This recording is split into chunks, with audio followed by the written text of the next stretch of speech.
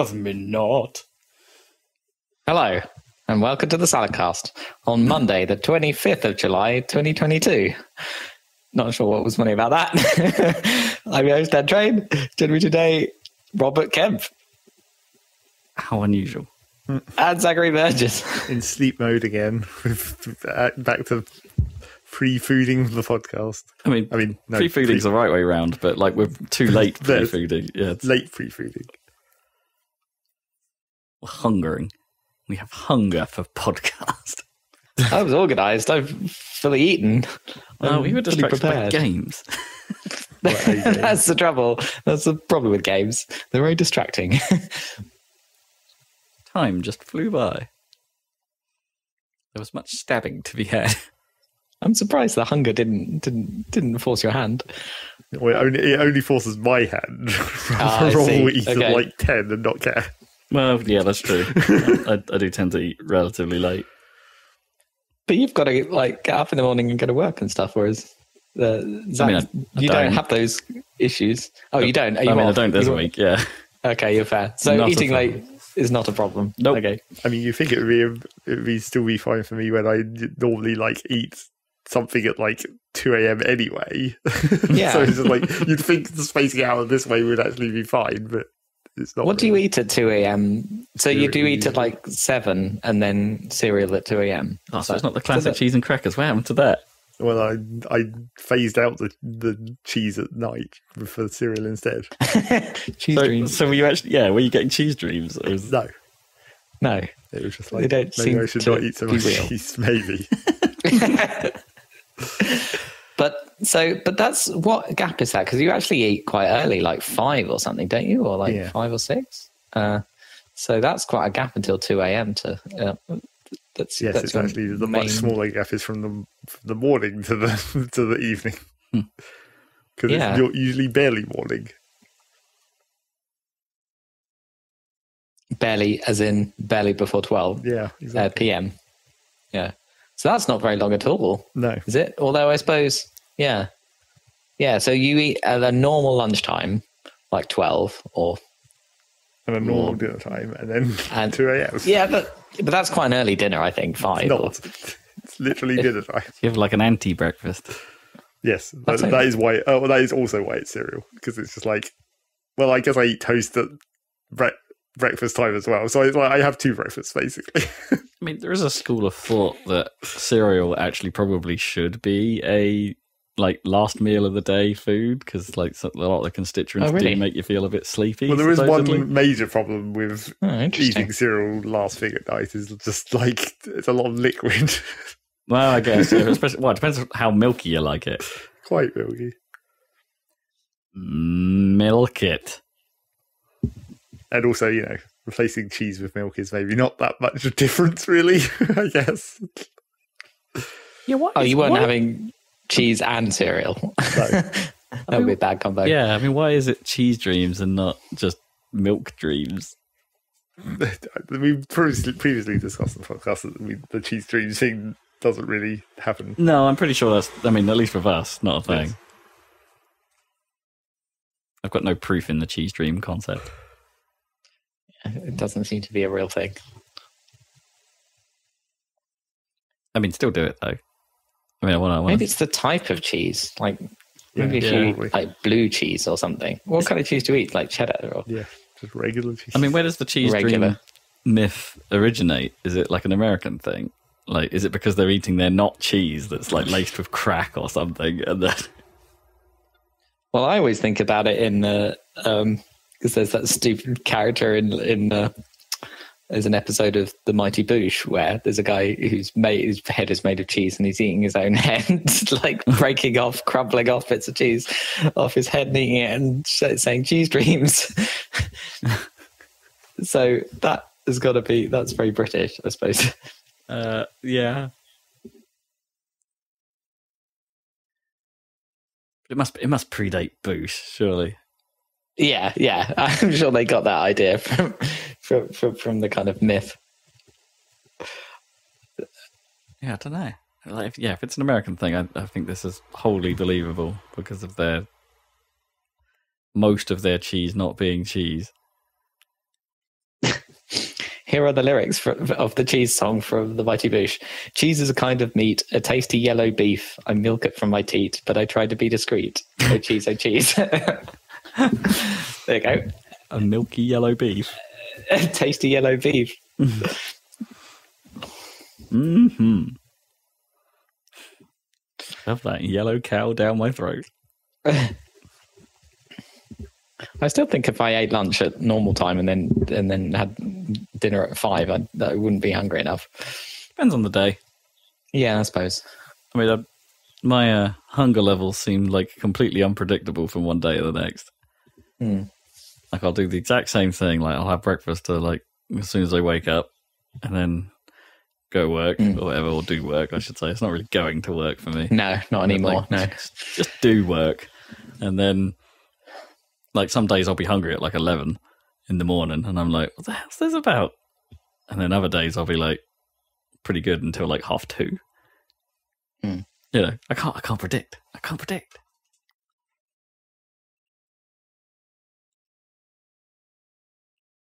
The same damn cereal.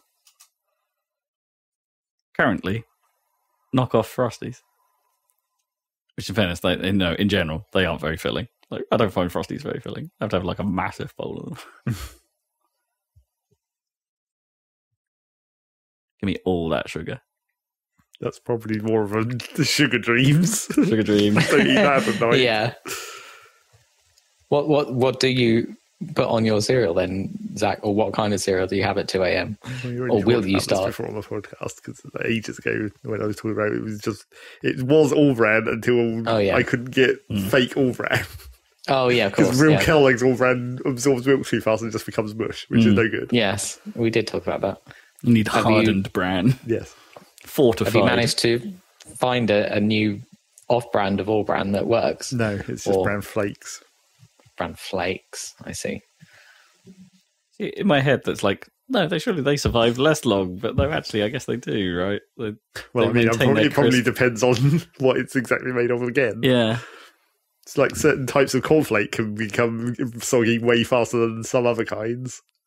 God, I can't remember the last time I had proper cornflakes. I've always thought the Kellogg's one are like the worst. Probably, for the I think that's why. factor. Like every time that I've had cornflakes more recently than many years ago, I've been severely disappointed by it. But it's like these are real cornflakes and they suck. Or alternatively, that could just be another like food that's changed from the 80s thing where like we remember the old school version, but the modern version is like much worse because it already is. I'm pretty sure cornflakes have always sucked. Like, I don't know, I don't have that kind of... I don't know, I feel like modern cornflakes are way thinner, is how I remember them. Is this like they're much less substantial? Is this the Mars bar of the cereal world? Yeah. They've thinned each flake. Is that their shrinkflation? They actually changed the thickness of the flake. But how would they even do that? Like, what is a cornflake? How do they make cornflakes? That's the actual question. It's like are they actual flakes? Press, I guess. Or are they printed? Yeah, well, like it's a mush, right? They're chicken reprocessed. Nugget, right? It's got to be like a big... Do you think they're stamped out of mush or something? Yeah, or I mean, but they must be how are dried. any corn snacks made, really? Because that's all this is, isn't it? It's the same as like corn crisps, just... Yes, it's just like ground up mush and then reshaped into a form. Yeah. I wonder how they make a flake and how they make it thinner at that. I could easily see it being like a conveyor belt that like has a nozzle that drops a small dollop and then it goes through like a pair of rollers to make it the flake shape. That squashes it. Yeah, probably, yeah. That sounds pretty likely. And they've adjusted the tolerance on the rollers just to save and then it's like money. Grilled or something, so there's a possibility of a little bit of curl, because the rollers will naturally start a curl because that's how rollers work, how mechanical stress works. And then you toast them up and it curls up into the flake shape. But then the real question is what shapes were flakes originally? What was the original process before it got industrialized? But did they? Is there such thing as a non-industrial? Yeah. Well, I mean, mass industrialized. I mean, I'm sure they were always industrialized. When cornflakes introduced, like the 50s, something like that, or earlier? Probably earlier, but not that much earlier. Yeah, I would have thought for maybe 30s was the Depression. I don't know if they had any corn to make any cornflakes out of, but yeah, maybe 40s. I think they had cornflakes in World War II. I think. Yeah, probably. Not sure. Yeah.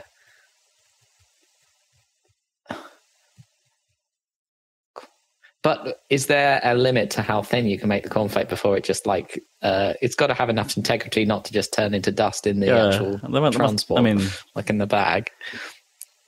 Unless they just harden the mix somehow. Yes, some other constituent part. Starch. Just a little bit of potato. There's probably quite a lot of potato in them already.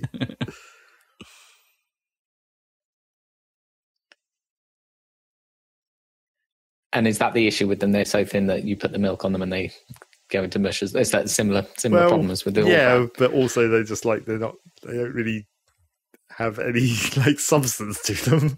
They're not very interesting to eat when it's just this is basically nothing and milk. No, the only interesting part about cornflakes are maybe the first 2, maybe 3 spoonfuls. Yeah, exactly. And then And then there's a combination of the mush starts to form, and also I don't know, your mouth just immediately gets bored of them. Just immediately it's oh god, there's more of these. Ugh.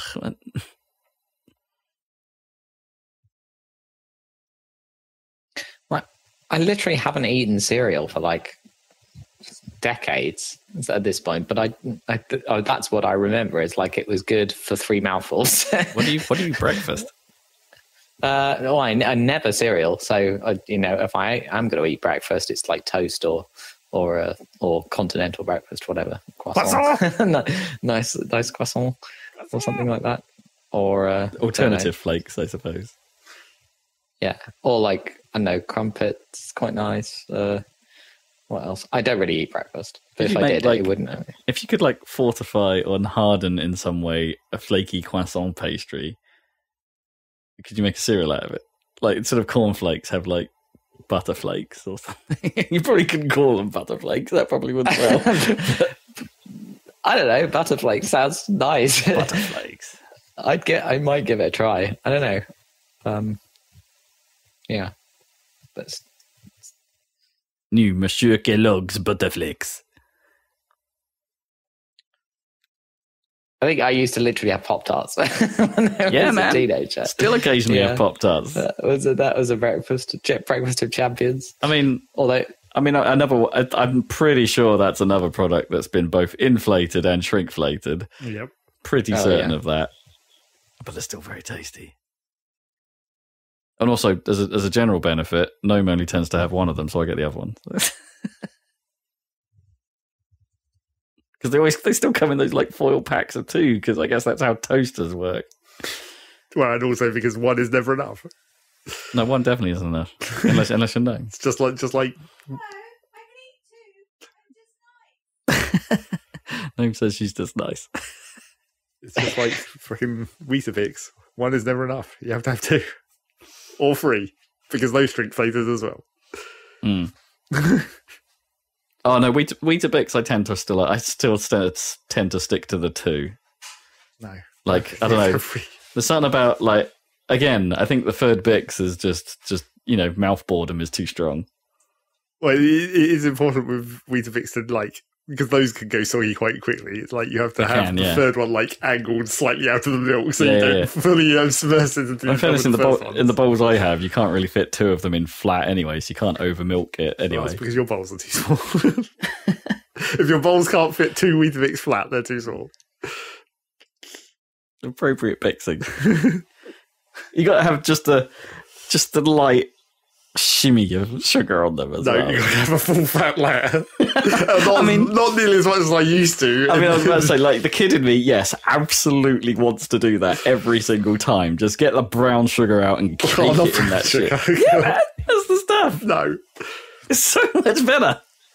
Brown sugar. Just absolutely cake it in that stuff. However, the adult in me is I'm already a bit fat. I need to not do that. The only way you can cake brown sugar is make a brown sugar sandwich. That's the hardcore one. What? Brown sugar sandwich? That's the best way to... Well, that's the only way I would say to consume pure brown sugar. What, you like buttering? Yes, with butter. It's like a sandwich with brown sugar. Why aren't you the fat one, Zach? What's going on? Because I don't do this stuff any longer. Oh, I see. Okay, fair. I basically don't eat any sugar any longer because of my teeth. I don't have sugar in tea at all, so the fact that I drink tea continuously all day, every day, at least I'm not having a sugar intake from that. Is that a restriction? Well, it's not a real restriction. It's a thing that I decided. Also, I just got used to not having sugar in tea. Yeah. I never have sugar in tea. I find it weird. I don't know. I do. That's because I don't like tea. So if I'm given one, I sugar it. Really, the thing when is, I put sugar in the tea, like no matter how much I stir it, no matter how much it should be dissolved and theoretically completely evenly distributed, completely suspended throughout the tea, I still feel like I can taste parts of the tea is sweeter than other parts of the tea or something. I don't know why. It's really weird. I think it must be just my... Don't leave it long enough. I think Nome's just, live updates. Nome is, I think, trying to cement the I'm just nice plan by bringing us a plate of bourbons. And also maybe making us survive this podcast. So nice. I'm worried about that. Yeah. But I don't think 2 bourbons are going to do much for me. Well, they've got sugar in, so they'll give you a boost. You can. Yeah. These are my weakness. But now we're going to have to somehow eat away from the microphone. That's the worst part. Rob is just going to eat directly into the microphone. Yeah. Oh, good. Wow. People really don't like that. I know that from experience. Just the sound of eating into microphones, on a podcast. That whole, no. ASMR. Yeah. That's not our genre, I don't think. No, but... Don't come for us. But don't quote come unquote for us, to people us. don't ASMR. not like it. I think that's a smaller subset of an already small subset of people who actually like ASMR, and then the food-related one layer. I'm sure there's some, podcasts that are purely people eating biscuits only, and that's probably a lot more popular than the Saladcast. What, biscuit review? Yeah, but then there needs to be quite a steady stream of new biscuits. Yeah, you're going to run out quick. You're going to definitely run out before episode 300 and something. No, because biscuit review that would involve actual analysis, and you'd have to have all different brands and stuff, whereas just the sound of biscuits being eaten, there's infinite content. Now, would it be contextual? If you were doing a biscuit show, would it have to be contextual though, right? Because you would run out of branded biscuits pretty quick. Biscuit ASMR, but does it even matter if it's the same brand, or would it be guess the brand? No, you'd have to have guessed teeth. Yes, because then you have infinite combinations. Yeah, it's a different mouth and a different chew technique. So it's like this mouth, this person's mouth plus digestives gives us this cast, and then this other person's mouth plus rich tea gives us this other ASMR. And then you can have a YouTube thumbnail that just says "click mouth" for a reference that only we would understand. Click mouth, click mouth. The thumbnail is half the battle. However many views that video has, about 7 to 17. About that. Spark size. But that's our original, fucking 20-year-old version of this. That was a combination of Rob's mouth with mini cheddars, was it? I don't know if it was mine.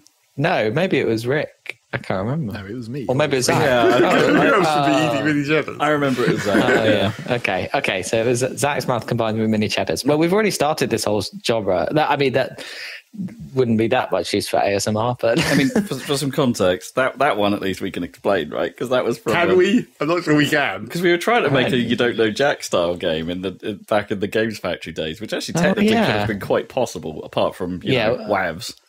That was one of the issues, and also the extent of our intellect to write questions. We needed to be able to write a comedy game show, which was kind of beyond us, I think. There was a question about what size are mini cheddars, and Zach put a load in his mouth and just said, "What size?"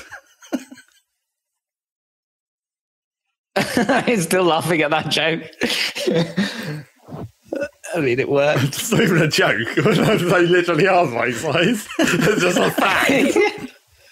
Yeah, but wasn't it multiple choice? Like you had to choose like how many centimeters? Yeah, so that's because we were dumb and couldn't think of actually a funny question. Some bizarre qualitative, but they were all like, they weren't like proper quantitative statements, right? They were all qualitative. So. Well, did we even actually make the question for that question, or did we just record this one specific bit and then just left? I think we did. I think we had a number of questions, right? We didn't just stop there. There were quite a few that we'd actually come up with. Obviously not the hundreds you need for an actual product, but... I didn't realise until recently that the UK version that we had of You Don't Know Jack, which I think is quite hard to find now, or not that I can find my CD of it, but it wasn't, Cookie or Masterson or whatever. It was actually a UK host, and it was Paul Kay. It was Paul Kay who did the host. Really? Yeah, just kind of, and he was probably kind of height of his fame, I guess, in the 90s, doing Dennis Pennis and stuff like that. I seem to remember it was Jack Cake. Yes, naturally, the UK version. Jack Cake, yeah, played by Paul Kay, I believe.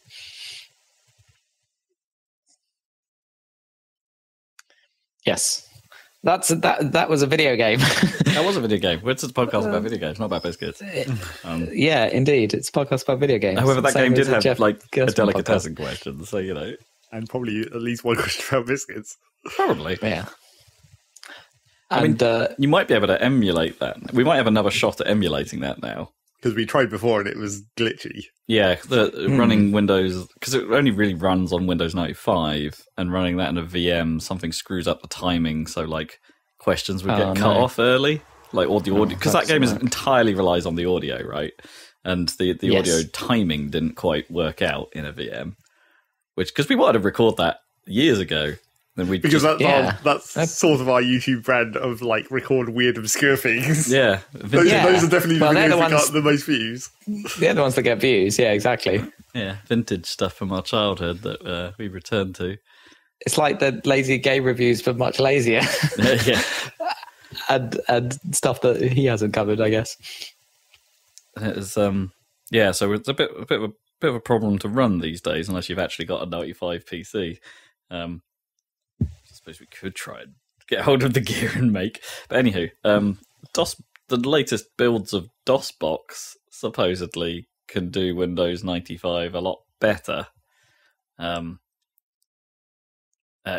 I should say more accurately, more time accurately. So perhaps we could have a stab at running it again through DOSBox with Windows 95 installed on it. The reason I say that is because I was inspired by Digital Foundry. Like they revisited running Windows 95 in an emulator on Xbox, and with some interesting results. I mean, it's not even the Series X can't power through 3DFX emulation, right? Yeah, because it's doing it properly rather than having some like high level emulation layer on top. But yeah, so we might be able to do it, guys. We might be able to do it. Okay, well, stay tuned for that, I guess, on our YouTube channel. Eventually, we'll get around to getting Dr. Drago to run was much easier. Well, it was Windows 3.1. Yeah, yeah, much easier to emulate.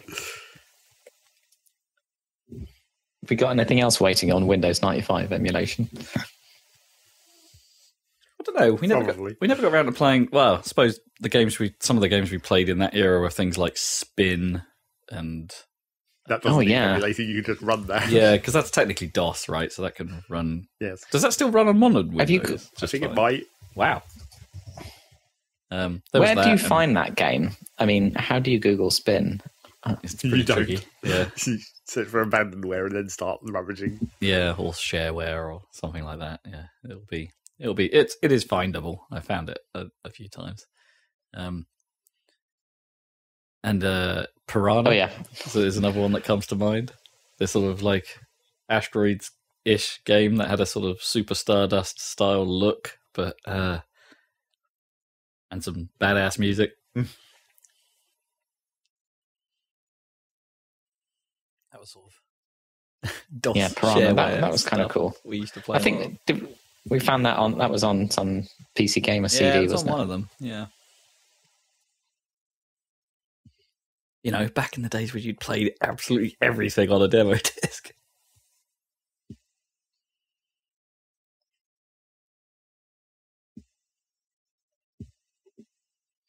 Yeah. Yeah, I can't think what else. I mean, it might be worth going back to the original Destruction Derby at some point.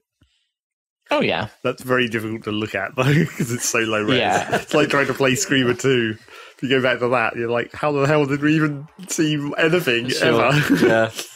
Yeah, Screamer 2 is a good one as well. I mean, you could always, at least with like Destruction Derby, you could run the PlayStation version and potentially up-res it, right? But then that's not real. That's not what our videos are about. We have to play the shitty versions of things like Final Fantasy 7 on PC. I mean, that's not always how we've done it, right? The Dreamcast emulators we up-resed and things like that when we did Sonic Adventure. And, although that was kind of just a convenience, really. Well, yeah. And also, Dreamcast is like not really that much worse res. It's also, I mean, it was like 640, 480. Well, back in the sure, day. but it wasn't like it was less jank in terms of like polygons than like PS1 or whatever. Yeah, no, it didn't have PlayStation 1's signature jiggle. Of which, well, you know, the moment you up-res something, that just becomes way more apparent. I mean, I think I've kind of lost track of PlayStation 1 emulation, but I think there are the modern ones can actually sort of do away with some of that. Get rid of the jiggle, so the polygons are calculated correctly. Yeah, that's cool. It's quite a fun idea to fix the inherent problems with the PlayStation graphics output. Yeah, I really should revisit at some point. It's been a while since I've been back on PlayStation 1 stuff. I was sort of tempted to play Rage Racer of all things. Give that another shot. Like, I don't know. I played that for a while back in the day, and I'm not sure I gave it much of a chance. But it's essentially Ridge Racer 3. Related to Ridge Racer, right? Yeah, it's Ridge Racer 3 essentially. Okay. Before they started numbering them, and then and before the much superior Ridge Racer Type 4. Yes.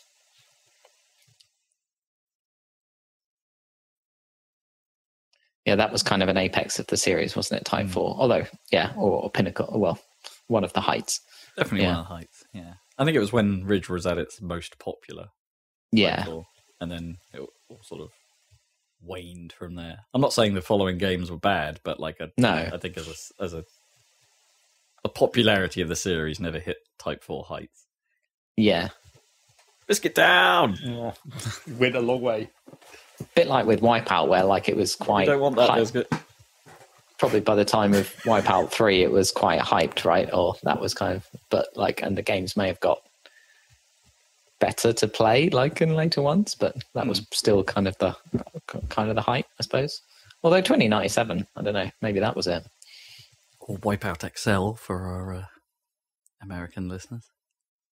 Is that what it was called in? Yeah, we got a different name for some reason. Weird.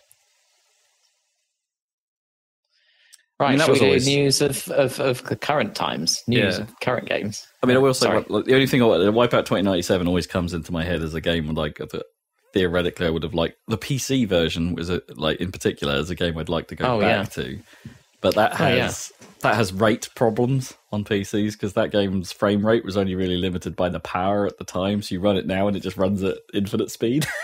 Oh no! I don't know if anyone's patched out to lock it back at 60. Could you not run it through DOSBox and then through DOSBox? I don't know.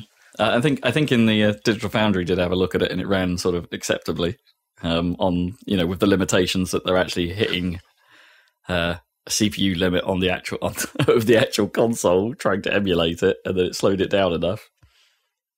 But it had one way of doing it. The reason why I mention it is because the PC version, the DirectX version of the PC one, you could modify a whole load of settings before you launch the game, and one of them was just make the trails obscenely long, so they would hang around for miles behind behind the craft. But it looked really cool because all the cut tracks would just be streaked. with where the craft had been. It was cool. Yeah, that's awesome. I've always wanted them to put more of a trail on the craft since then, and they never really have. It just looked really cool. Yeah, nice long trail. Like that's one thing in that Fifth Element game. A New York race had nice long trails, didn't it? I seem to remember. Yeah, but you couldn't really see the vehicles as well in that, so you kind of needed the trails to see where they were going. Or even the theming of Ridge Racer Type 4, right? Like it's the intro sequence and some graphics, or the end sequence, for instance. It made like super blurry like headlight trails and things like that. There was, there was a little effect in game where they drew a triangle behind like bright brake lights and stuff to add a little bit of smearing. But yeah, clearly that wouldn't have been the right approach in that game. But give me more trails.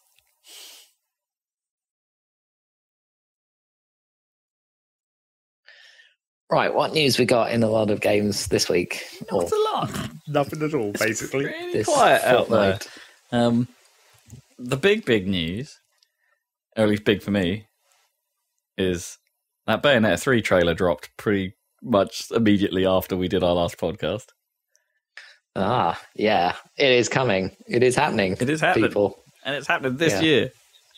Oh, yeah. October, baby. What do you make of the trailer itself? I think it was a much better... I mean, it's not a great trailer. If we're doing like trailer rankings, like it's a sort of Japanese style trailer, so it's a bit of a mess in terms of like content and flow and that kind of stuff. However, you do see an awful lot of gameplay in this, and all of that gameplay looks awesome. I mean, it looks like Bayonetta, and that's all I need to know. Like, except, I guess they showed there's new abilities, there's a new character. There's a new playable character. That's kind of unusual. Oh, okay. They're doing the Devil May Cry thing, it seems. Of there's not just Dante. There's a Nero-esque character called Viola, who's like a witch in training, supposedly. Okay, that sounds cool. So yeah, they're mixing it up a little bit. I suppose you have to at some point. But then they've also given Bayonetta like the kaiju fights were sort of shown there, but shown in a different way. She wasn't like fighting with a kaiju battle raging in the background. It looked like you're actually in control of them, or there were like animalistic states that Bayonetta can be in to fight differently. And it's like, okay, there's more going on here. There's more powers. There's more things. Unleash butterfly mode. What is that, a new ability? Yeah, I think so. I don't think Bayonetta really had a sort of equivalent of Devil May Cry's Devil Trigger state before, but I think it does. It looks like it does now. Is that like a Berserker mode thing? Kinda, yeah. It's you just sort of well, it depends on the Devil May Cry games, but they like it. So I think in some of the early ones, it would just be like a powered up state where you just do a bit more damage perhaps and move quicker and all that kind of jazz. But I think in later games that sort of turns you into more of a devil, and your moveset changes and you can do different things. And this looks like it's more of the latter. Hey, this looks rad. I'm all in. Sweet. Well, you've been waiting for it, and here it comes. Yep. So it's been a very long long time. Good things. Cool. Well, that's the big news. What else we got? That's pretty much it. Yep. I mean, Nintendo still haven't done a direct. That's news. So. At this point, it's going to be out of July, so it's not going to even be an E3 one, even if they do it. Doesn't count now. No. I mean, at some point, they're probably going to give us more of a look at Splatoon, right, leading up to its launch. I don't know. I feel like they've already done that in all those other little individual videos. Yeah, like they covered all the individual parts. But yeah, quite briefly. But I don't know if we'll get a full-on is the Splatoon direct. I don't think they could sustain that. No. And also, I think everyone already knows what Splatoon is at this point. It's the third game. Yeah, it's just more Splatoon. And obviously, they're not going to do a deep dive into Zelda because that's again, everyone already knows what that is, and you don't want to spoil anything. We don't really, from whatever little there might be to spoil theoretically. Yeah. I mean, I'm hoping Nintendo hold whatever the next Zelda is slightly closer to their chest than. I hope they don't do a direct or anything like a specific one on it. I just want those little teasers, but we don't really know what that game is still. No. Well, kind of. Really, the only game that will sustain an entire direct by itself at this point is Metroid 4, but that's clearly not in a state that they're going to do that. Still. Yeah, I wonder how close we are to getting a look at that. It's been, even since the reshuffle of the development, it's been a number of years now. Or I guess they could do an entire direct for another Mario Party, because they like doing that for some reason. They do. There's already been 2 on the Switch. Yep. And they're not going to do the one that everybody wants. It's just like, why don't you just do everything? Come on now. Because they already half-tried that and people didn't like it. And they severely underpopulated it with content again.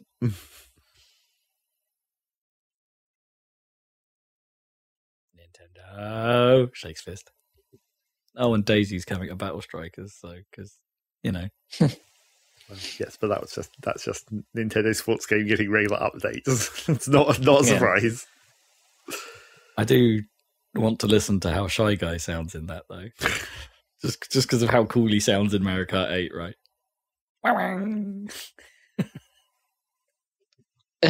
More interested in all the sound effects from the game and how the characters sound than the actual Battle Strikers gameplay. Yeah, totally. Fair enough. I don't really know. I mean, I'm not sure I understand quite how the characters can play that differently in Battle Strikers, right? It's a football game. Yeah, they're going to do football-y things, and they don't really have that much in the way of, and maybe a special. That's all they kind of are. Like, the Mario Tennis thing. They still play tennis. And then occasionally they have a special. Yeah. I'm more interested in how Shy Guy looks and it's around the pit.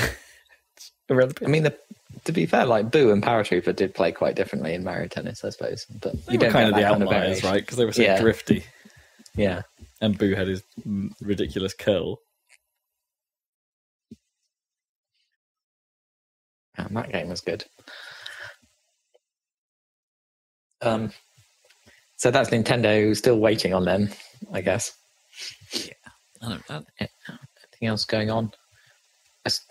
Into the Breach got its advanced edition released, free update for everyone, which is pretty cool. I think that would be cool to do a video on, since we're saying that we wanted to. Indeed.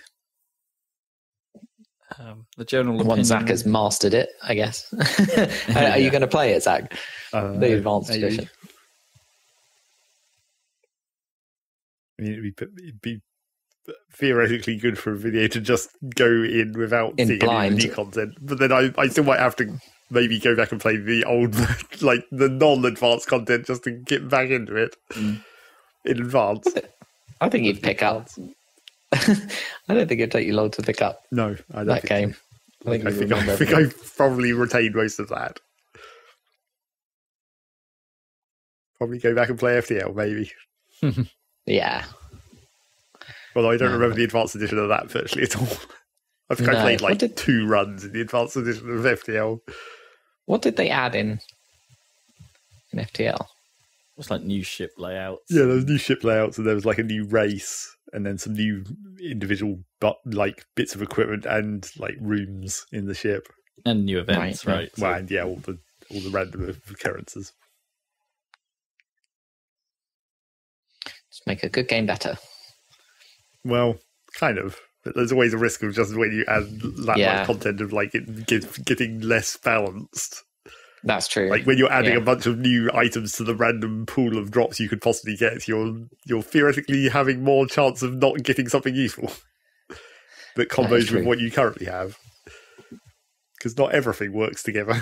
Right, I see what you mean. You might be lowering the chance of getting the one way that a certain item already would, could become useful. Yeah.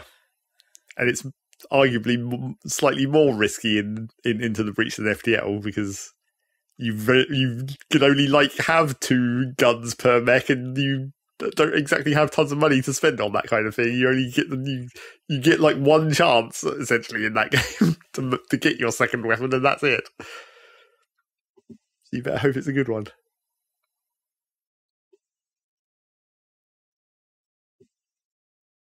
Not like FTL where you can just sell shit off and buy random things and completely change tack midway through a run sometimes, if you have the money for it. At least, maybe all of the new weapons are good ones. Maybe. I did see that like there has apparently been some balance changes with this patch as well, like to everything. I think maybe they've made all the weapons slightly less power hungry on the reactors, so you can upgrade them slightly easier, which is probably good because a lot of the second tiers of upgrades to some of those weapons were very difficult to actually get, like to actually earn enough reactor cores, and you had to like super hard commit to putting all your reactor cores onto that one mech just to get like the free power that you needed for the second tier of upgrades of some of those weapons. They were quite expensive.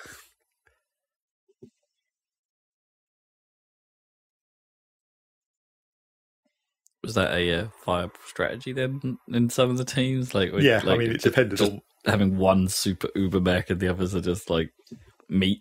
Well, I mean, like the classic example was the smoke team, where like the aircraft that does the like jump and smoke bomb thing. The second tier of that, well, actually, I think that had 3 tiers because like the second tier wasn't very expensive. That they made it jump 2 spaces instead of 1. But then like the third tier made it do twice as much damage. So that's like quadruple the damage output from the start, basically. And the whole point of that team was like because the smoke was electric and that was a passive upgrade on one of the other mechs, but it applies to all smoke. So you could pour the resources into that one highly upgraded weapon because it was benefiting from the passive boost from the other mechs.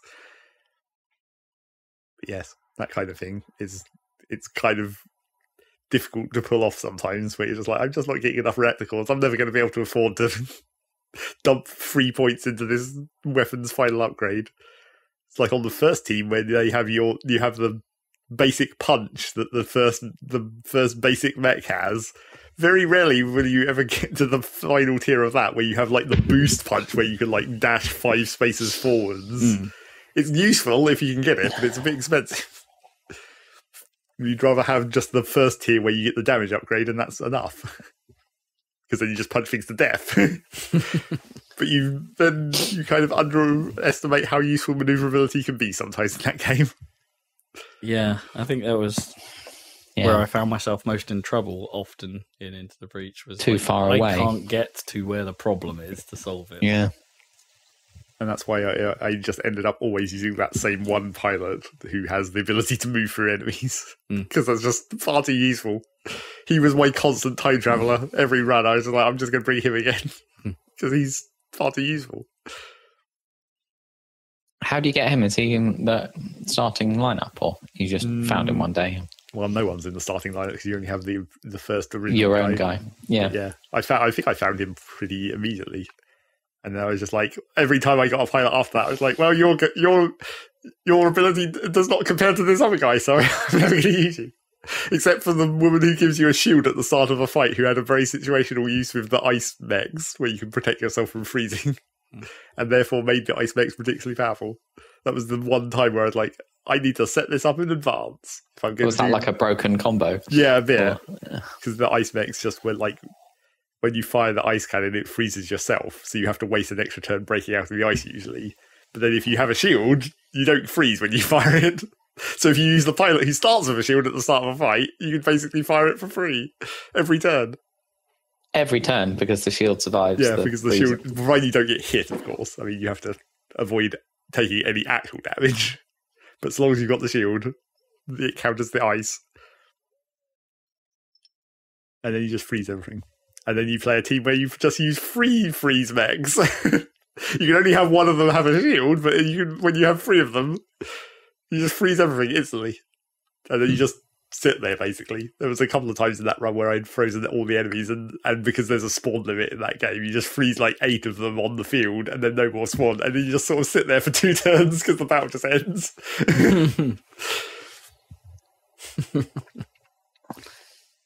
I guess you don't get the bonuses for kills. No, that is the trick with that. Like, that was the trick with that run with that team. It's like, you're never going to get any kill bonuses. You're always going to fail the, like, kill the boss at the end of the island. So you're never going to get a perfect island. So you're never going to get that bonus. And then obviously you want to choose missions that don't have kill requirements otherwise. But yes, the ice cheese was quite funny. So maybe we'll see about some kind of new cheese. I don't know what kind of new cheese they could possibly be. I don't think they've introduced any new mechanics, as far as I'm aware. Okay, if you were to play a lot of Interbreach late at night, are you going to get new cheese dreams? Potentially. I mean, you might pick up new cheese in your sleep. That's how that works.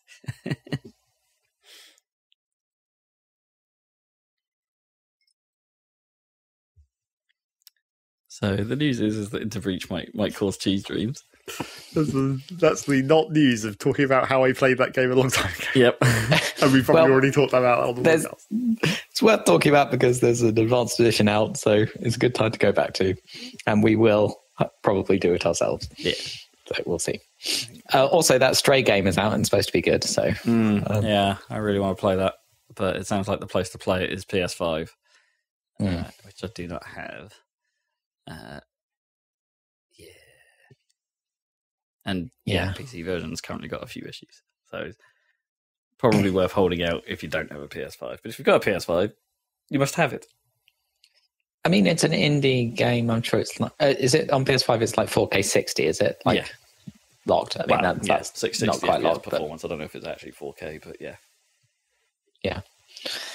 Cool. But yeah, you take a hit down to 30 if you're on PS4, which is probably fine as well. Yeah. But I think it'd be fine. Yeah, it's probably it's just a nicety to have the full. Yeah, I immediately thought to myself, it's like, that's fine. I'll play that on PC, and then I saw that it was having issues. Yeah, saw the headlines that it was having a bit of trouble on PC, and it's like, yeah, maybe not. Okay, fair. It did break some. Oh, I forget. Like it had, I can't remember the numbers, but it did hit some like pretty amazing player counts on Steam though. Like it got quite. Oh, really? On launch, it made a little bit of an impact on the charts. If they were going to, they needed that to happen like that because no one's going to be playing it in like a week. Yeah, no. When they realised, depending on how long the game is, they'll be done with it. Yeah, yeah. I think most people have probably played it and finished it. But that's cool. I like it when there's like a kind of event game. Yeah, obviously that one's not going to last as long as the big event games like your Red Deads where everyone's playing it for a month or whatever. Sure. And it's it's not a multiplayer game either, so it's not going to have a tail, despite being cats. But don't underestimate cats. Underestimate cats. I think that's the lesson. Never underestimate cats and robots. Remember, guys. Cats. Cyberpunk cats. Yeah, but not too in your face with the cyberpunk aspect. Imagine like if it was Cyberpunk 2077 style, it would be very in your face. Yeah, that would be a very different game. Yeah, exactly. It'd be a furry game. Probably. At some point, it would just be that. Yeah. Right, that's the games news. Yeah, pretty much. Is there any other kind of news? Saw trailer for that Amazon Lord of the Rings series, and it's like I assumed that was going to be bad, but like it looks okay. I don't know. Might have to wait until a few episodes to decide that it's bad. Sure. Initial visual it doesn't suck. Well, the weirdest part of that, especially at the end of that last trailer, is like just how close they are to the Peter Jackson visual style. Like, because it's not the same. They've got the license or whatever for the that part of the Tolkien canon, but they're not the same. It's not like a continuation of the Peter Jackson things at all. It's its own thing, and yet they seem to be heavily referencing to the point where, like, at the end of the trailer, there's clearly a Balrog and looks identical to the one in Fellowship. It would be the movie. You could argue it could be pretty risky at this point to actually deviate, though. But I don't know I don't know if what the legal situation is to be hewing too close to the Peter Jackson films, but because that's like Warner Brothers, isn't it, or something? I mean, Warner Brothers. No, is it Warner Brothers? Yeah, it is Warner Brothers, but yeah, are Warner Brothers still the custodians of the IP, and so probably have some. I think they have some rights to some part. They're planning on making a film, which sounds terrible, that's obviously unrelated. Because they obviously have the game rights as well, still. Yeah. I heard they were going to do like a prequel film about the Rohan or whatever, like previous wars of the Rohirrim, something like that, which sounds terrible. Yeah. It's probably not a good idea. But yeah, anyway, I was surprised. I suppose if you spend that much money, I think it's the most expensive TV series of all time, I imagine, this Amazon Lord of the Rings. So what's it called? Rings of Power. So yeah, I just thought Jeff Bezos was like, I want my own Game of Thrones, and was like, let's get the Lord of the Rings license. That's obvious. But so I just assumed that would be a bad idea, but who knows? Maybe they'll pull something out. They probably could have made an Elden Ring show, Well, yeah. Really wanted a Game of Thrones. Let's get that guy back George R. R. Martin. Yeah. That he's probably not in much of Elden Ring. Well, he didn't even freaking finish Game of Thrones, did he? I mean, that's still writing that, supposedly. That guy. But yeah.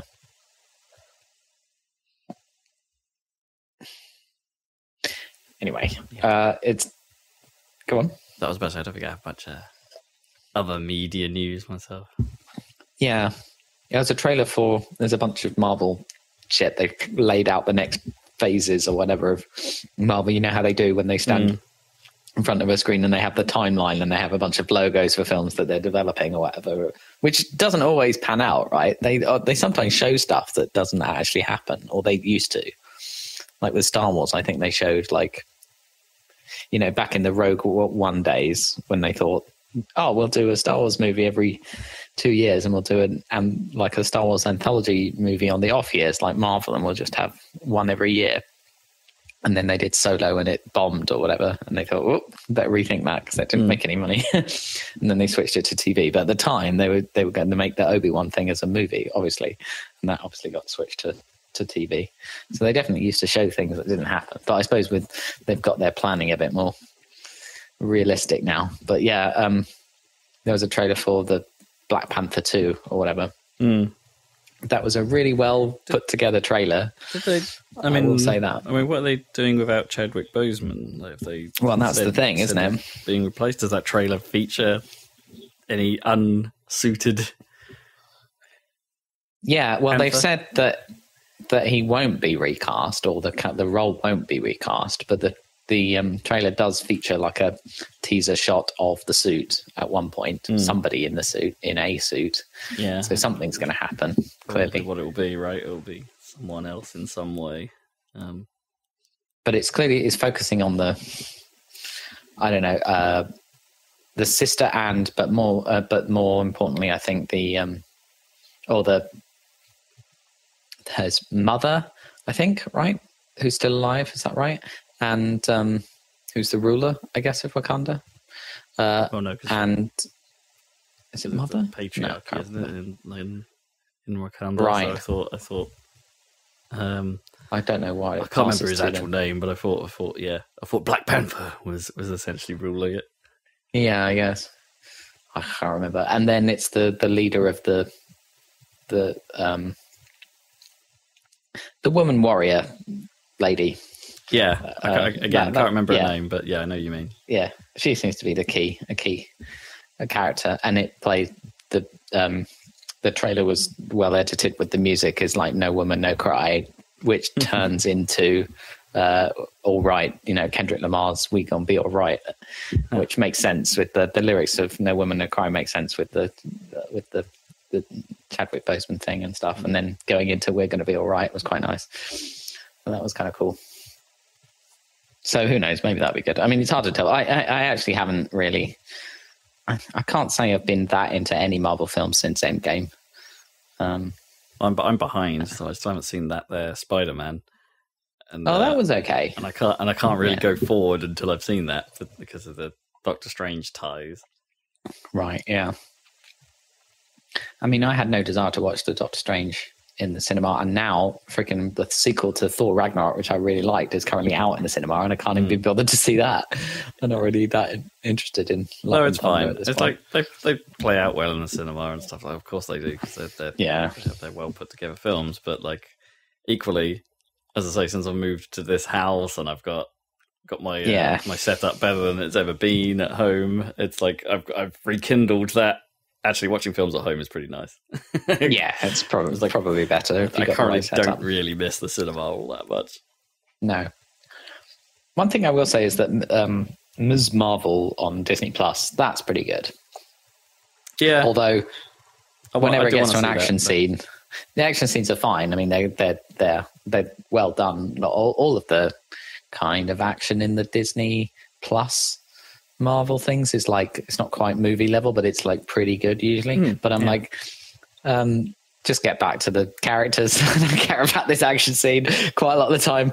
Although there was quite a good, when they're punching each other or whatever, it's like, yeah, okay, get back to the interesting stuff. But there was a cool chase scene in the last episode I watched through the streets of Karachi, like in a tuk-tuk or whatever, and that was kind of cool.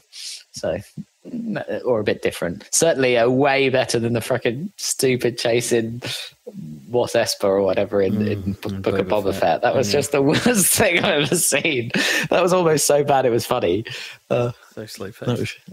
That was just shocking. Someone could run and I know, a fucking mod gang with their scooters. It's the worst idea they've had so far. So bad. Oh my god. Anyway, I'm only three. We're watching Obi-Wan at the moment. I'm only 3 episodes in, but I am quite liking it.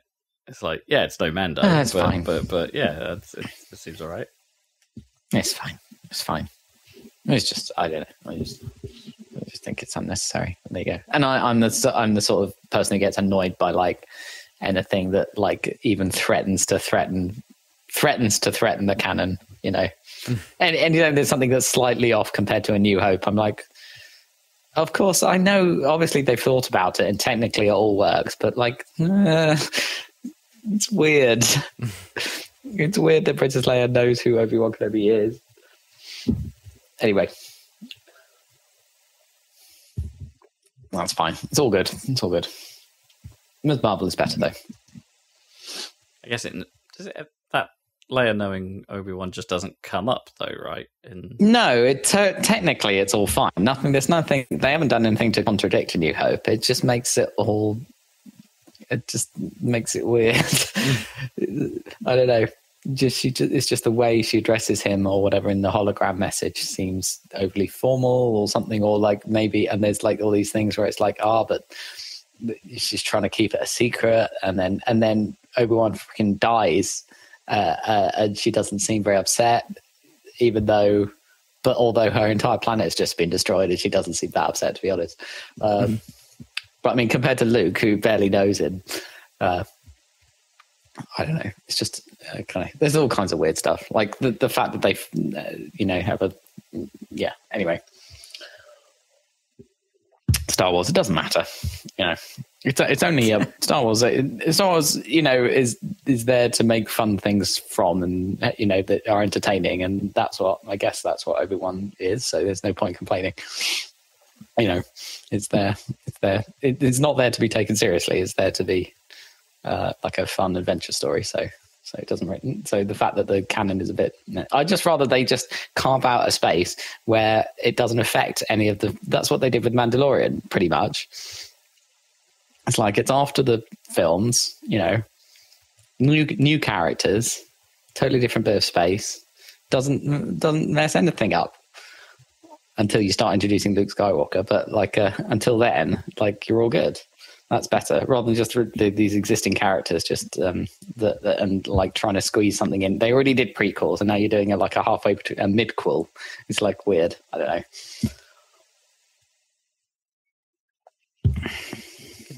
It's fine.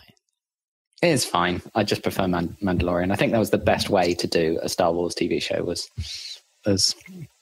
exactly what they did with Mandalorian. Just think, you could be watching that Halo show. Oh my god, yeah, that's true. Now, what Paramount Plus is actually in the UK now. But yeah, that's a whole other service that you'd probably only want to watch the Halo show, and then I don't know what else I'd ever want from it. I'm not sure you would want to watch the Halo show either. Well, there's that, yeah. Well, are you going to try and watch an episode somehow? I guess. I don't know. I'll figure something out at some point. There's a part of my brain that's just, I have to know. I know it's all broken and it's a totally different story, essentially. Like it's not the game's story, which also wouldn't make a good TV show, right? Yeah. No, not at all. Just because it's a game story. And also, the Halo canon is kind of messed up these days anyway. Yeah. TV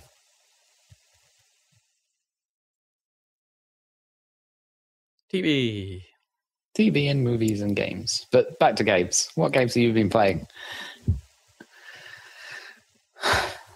Let's start with you, Rob. Me? Yeah, not a hugely exciting couple of weeks for me. I guess we should talk about what you and I briefly played last weekend. We played through the first few levels of Shredder's Revenge in 2-player. Oh yeah, I actually played something. That was a laugh.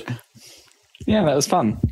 That was cool. I think it is really good, even though I haven't played beat 'em ups for years, but like I could mash my way through it and have fun, and I could clearly see where I could actually get some, practice and get some fun skills out of it as well. I think they get most of the time. I think the game does a pretty decent job of somehow knowing, and it's like, oh, I could have done. I know I should have done there. Yeah. Exactly. Yeah. Yeah, it was good at that. The enemies are occasionally there's some frustrations, cheap, like especially the bosses. The bosses the early bosses in particular can be a little bit on the awkward side to manage. Right. Yeah. And with very slim timing windows in which you can actually hit them all before they then go into an attack that you then can't break them out of, or just generally being a bit too spongy in some cases. But other than that, most of the time it feels like, oh, I could have done something about that and I just didn't do the right thing. I didn't react right, or perhaps I should have burnt one of my specials, or perhaps I should have actually tried to dodge around or dodge through or do this other weird attack. Or and they do get surprisingly, in sort of the mid to late game, there are some enemies and stuff where they do actually kind of certain moves do actually seem more effective than others because of the way those moves hit. Like the characters have like a slide attack that I sort of didn't realize was even there for like a good portion of the game. It's in the tutorial. I just forgot about it. Because I guess the controller's a bit non-intuitive there, because it's like you have to be running and then you push the jump button, and instead of jumping, they go into the slide, which is actually an attack. And it's like, okay, there's a slightly odd control choice, but hey ho, and that actually would slide under certain barriers that some characters could put up, and you could do damage to their feet and things. And it's like, oh, okay, that's actually kind of clever that you thought about that in spots, or at least it felt like they thought about it. Whether that was actually their intent or not, I'm not 100% certain. But hey, it feels like that at times. Yeah, it's a good game. I enjoy it. Yeah, it is definitely good. Very high, kind of production value. What am I saying? Just quality. Yeah. Of the graphics and everything is the artistic style that works really well. Absolutely. Obviously, it's a homage to those old games, I guess, and like Mega Drive stuff, but or arcade stuff, I guess. Yeah, I guess it's primarily pulling its inspiration from the Turtles arcade machines. Yeah, the old Konami titles. But it is tribute back to what they do best, which is the main thing. I think, like, they've always had talented pixel artists, and it's nice to see them, put that to use in a game that's actually, shines as well as Scott Pilgrim did. Yeah, exactly. Yeah. The only thing I might say to its detriment, and this is an odd detriment in a way, is like I still haven't played the arcade mode, and the arcade mode is basically a beginning to end run. But that game's quite long. Actually, when you think about it, it's like got 16 stages, and the stages can take, on average, take about, or have been taking me about 6 or 7 minutes to finish. Yeah. So I've tried to work out the math in my head. It's like, what's that? Like nearly 2 hour run, something like that. Yeah, to get good 2 hours. thing. Yeah. Maybe longer, depending on certain levels. So yeah, that's quite a commitment to settle down and be like, right, guys, we're gonna run this. And you could run out of lives and not do it. That's the other thing. It's like it is like going back and playing it like Genesis Streets of Rage or something, where it takes you like an hour and a half to get through that, and then you could just die on the last stage. Like was it Zach and I did when we tried it? Was it you and me, or was it you, me and Kips? I can't remember. Anyway, we tried it at some point. We got most of the way, and then it's like, and then you just put the controllers down because it's just like I can't be asked to do that yet.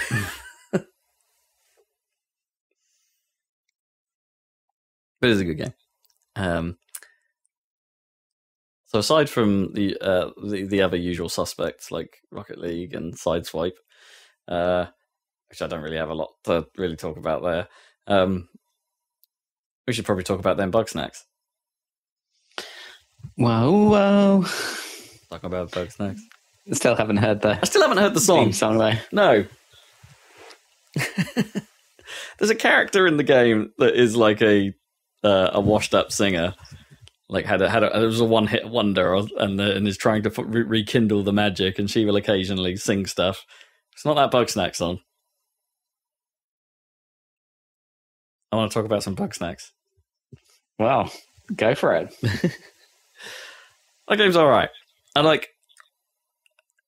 I'm not sure it's quite what I had in my head, and I knew a fair amount going into it about what it was and how people had described how this thing plays, but it still caught me somehow it still caught me a bit by surprise where the focus of what you're doing really is in this game. It's in an odd way, like the Bugsnax and the Pokemon-esque trappings are sort of secondary.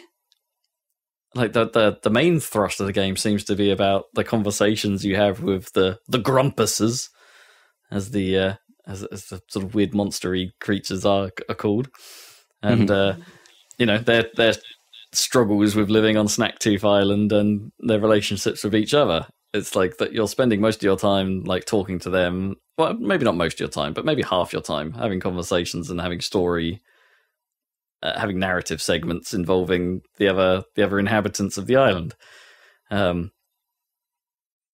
which is fine. But it's just how much of that is like when the game is like seems to be when you see it ahead of time. It's like primarily focused on it's kind of Pokemon, but like Pokemon and Viva Pinata kind of thing. Like we're catching snacks that look like the bugs, and they're all named like the snacks, except they say their names like the Pokemon from the show, and it's like, so maybe I gotta catch them all, right?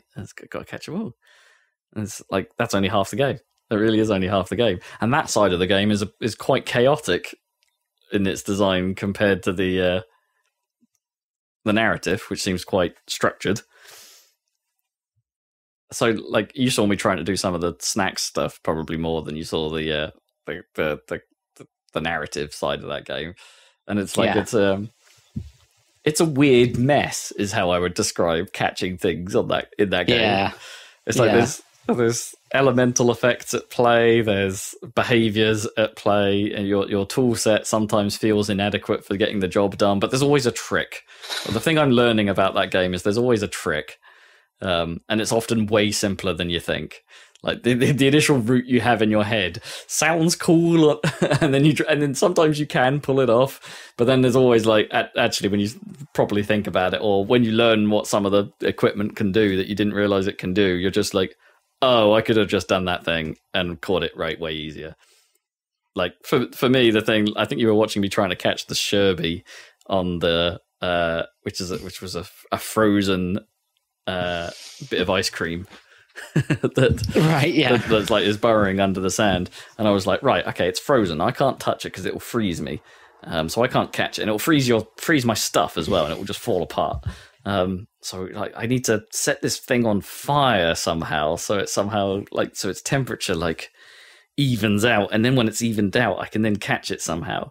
So I'd led this miles away. It led to this other creature. I think it was a noodler that was on fire out of a lava cave.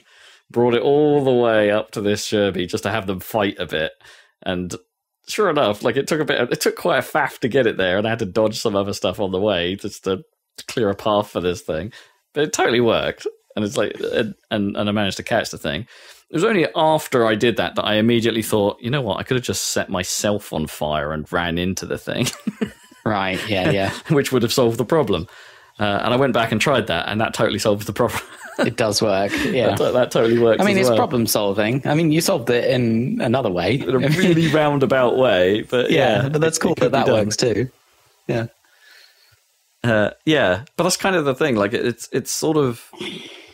It's trying to be Pokemon, but with systems, you're actually catching them rather than fighting them, using the environment, which is also, I guess, like arguably different from Viva Pinata, where Viva Pinata is just a checklist, right? You have to meet certain requirements, and then that Pinata will be your friend and join your garden. So it is different from those. But it just, as I say, it just feels so mad sometimes. There are so many times in that game where it's just like there's been something I needed to catch and I haven't quite managed to pull it off. And then something else random will just happen between the snacks, and they'll just have beaten themselves up into a stunned state, and I just swoop in and go, yoink, I'm having you. Oh, right, okay. Just emergent interaction. Exactly, yeah. I've like sometimes it would have just happened, and I'll have like turned around and been like, oh shit, that thing's stunned. Go. I don't know how that happened, but I'm having it. That's definitely happened with a couple of them. So a little too much chaos like ensuing and things being just kind of luck or cheese based? Yeah. Or is it all a bit of cheese? Okay to do? I think cheese implies intent. Like you've got intent to break the game in some way. These things just sort of happen. Mm. You can get a bit lucky, I guess. You can get lucky. Which is good, which is fine. But it's definitely some fun stuff. Like you get like a sort of springboard that you can aim at things. Then you like for some of the snacks you can throw your trap at them and then catch them in midair, which is quite satisfying. So it's like you fling them, switch to your trap, and then time the closing of the trap so it grabs them out of the air. But that doesn't always work. There are some things that can break out of the trap immediately. So then you have to, like some of the flying things, you have to figure out how to draw them to the ground. And then they might be stunned, or they might open up. There's the occasional environmental thing as well that you can do where you need to lure a snack to damage the environment or in some way to open up a path to somewhere else. And it's like, those are all fine. They're often pretty simple, but those are fine.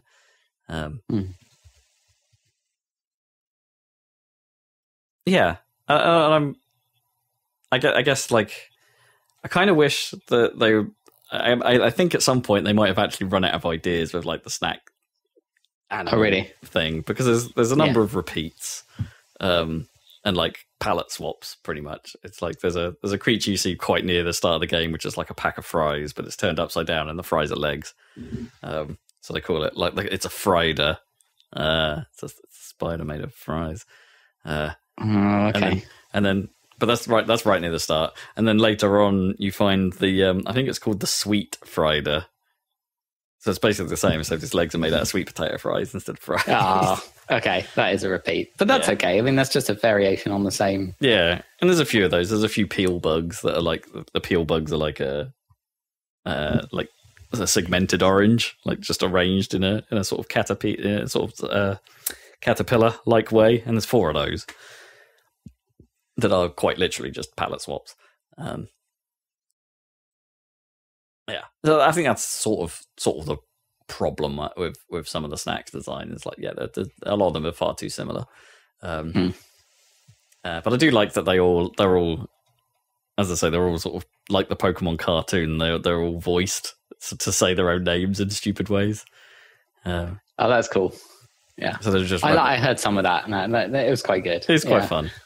Like there's no denying that when a bunger is chasing you, which is basically a burger bun, still in its packet, and when that's chasing you around and it's going bunga bunga bunga bunga bunga bunga, it's like that's quite funny. I don't really get bored of that. It's just bunga bunga bunga. Or I don't know. There's these foil packets that are called snack pods littered around the levels, and I do quite like the fact that whenever you catch one, it just goes snack pod, in a really depressed kind of voice. Snack pod. Yeah, there's some good ones of those. Like there's a sort of praying mantis type thing you find later called a picantis that chases you around going picantis, and it has a sort of like a celebration stance when it hits something. He's like picantis, picantis, and it's like that's pretty great. And there's a giant pizza moth, you know. I'm just putting it out there. There's a giant pizza moth. With the wings being slices. The whole thing is just a sliced pizza. It's just arranged. Okay. So, yeah, and the story elements, like, have you got through it, or are you getting through it? Or? No, I'm not all the way yet. I think I'm pretty close to the end of the main story. And there's DLC as well, which is included in I believe is included in the Game Pass version. But I don't think I've reached where that kicks in yet. I'm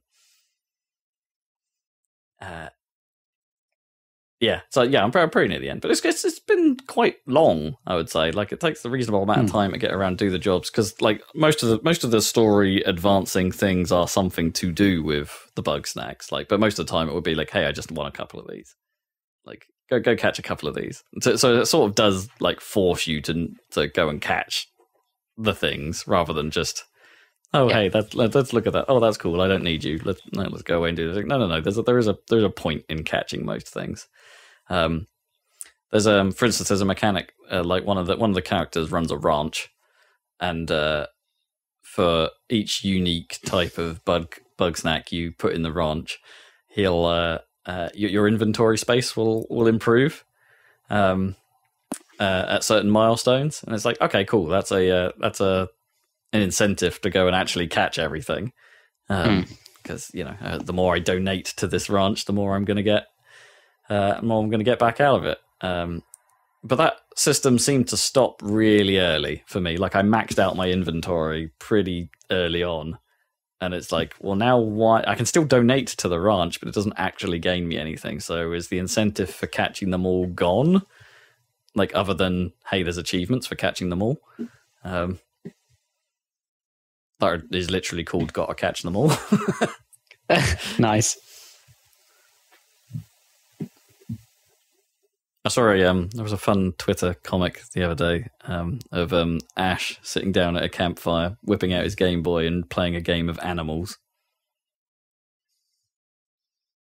Because, animals don't exist in the Pokemon world, so he was playing. Oh, I see. Took me a moment. A wild horse appears, and he's like, "Oh my god!" Is it true that that every single animal in Pokemon is a Pokemon? Is that? I think that's how that works, right? Because even when we watched Detective Pikachu, there was no sign of like just animal-ass animals, right? They're all Pokemon. Is that absolutely the case in the anime? I think so. But that must mean like every single little bug or fly or anything is some kind of Pokemon, right? Or insect, or the. I guess there are insect Pokemon, but I feel like there's a kind of a minimum size to Pokemon. Yeah. Oh yeah, and that's why clearly the Pokemon world would be great, because you wouldn't have to worry about. Well, I mean, you could still have bug nets, but you'd have to have them way less small. they could be bug like wire fence, and that'd be enough. That's the best. The magical world of Pokemon, the best thing about it is that there's a minimum size and also animal. you could just if a bug came in, you could just like pick it up because it's that big. This bumblebee just flies in going, "Bumblebee," and you're like, "Oh no, bloody hell!" So I'm just going to throw you out the window like a tennis ball. Yeah, pretty much. You have a stash of Pokeballs ready to catch them and then throw them out. Yeah, you could also do that. I mean, just chuck a Pokeball at it and then catch it and then go outside and release it. And then you can... I mean, I have to admit, I've been so into the whole Pokemon voice thing, though, with like real animals. Just with things going, horse! I mean, that's kind of what Bugsnax is doing, I guess. Yeah, pretty much. But, they're still not real animals. No. Oh, you want a version where it's all real animals, but they all say they say their name. So dogs don't bark, they dog. Dog. Dog. Well, cats might be a bit crap. The meow is pretty cool, but like cats would just sort of go, cat. Cat. Cat. That would get up. I think that would make them much less cute. Yes. Thinking about it, they're like, cat. And the question is, like, what do you do with like things where there's like various species of something? Like, would they say, like, would dogs all just go dog, or would they be like Chihuahua? A Latin name, right? I suppose they would. Like, that would be what Pokemon did, right? They would split them up into different Pokemon rather than being like species, right? Because there's multiple dog Pokemon of different, right, breeds. They count as separate Pokemon, I guess. Yeah. Imagine if cows didn't go moo, they went cow. that would be right. Yeah. Cow.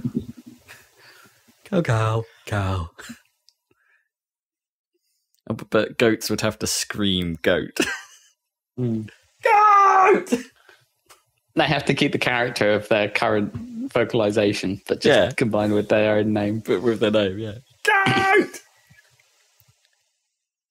I mean, birds are the one that come to mind, because in my head I just want them to be flying around going, bird! Bird! Bird isn't specific enough. No, it isn't. No. Pigeon. Pigeon. Yeah. Well, I guess Pidgey, right? Yeah, Pidgey's pretty much there. Yeah. But then, like, seagulls would be like, seagull! Go! Mine. Yeah. I mean, gull works. Yeah. Go!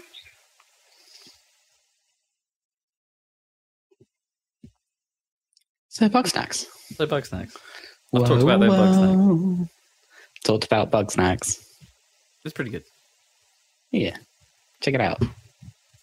I think I'm trying to think how more I can Rob review this, but I'm not sure I can. Like, okay, performance is a little spotty in places. Like it doesn't manage to hold a full 60 frames at times. And when it does dip, it will drop. It will do that thing where it drops to like a 30.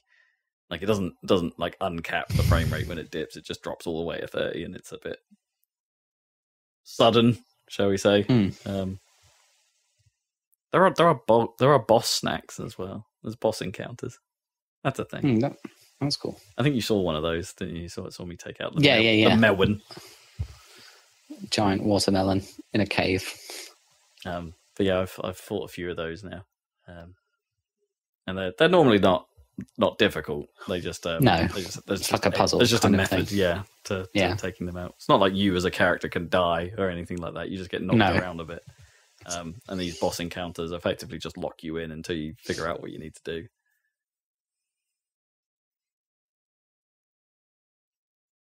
Bugsnax.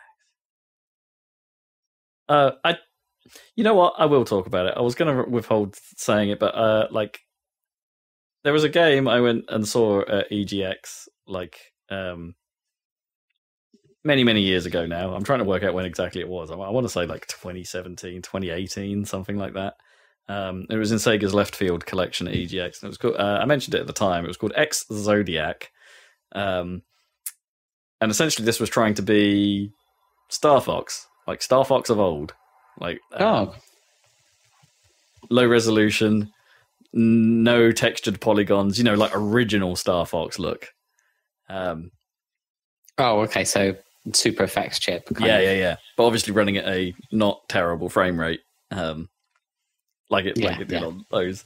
Like it did. So that game has now turned up in early access on Steam, and I couldn't resist.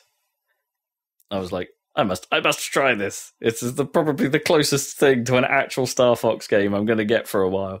And at the moment, it's like, yeah, it is early access. The game's not complete. There's maybe only half the planned content in it at the moment. So they say. I think it might actually just be one guy making this thing, but with help for the music and things like that. It's all right. It's pretty good.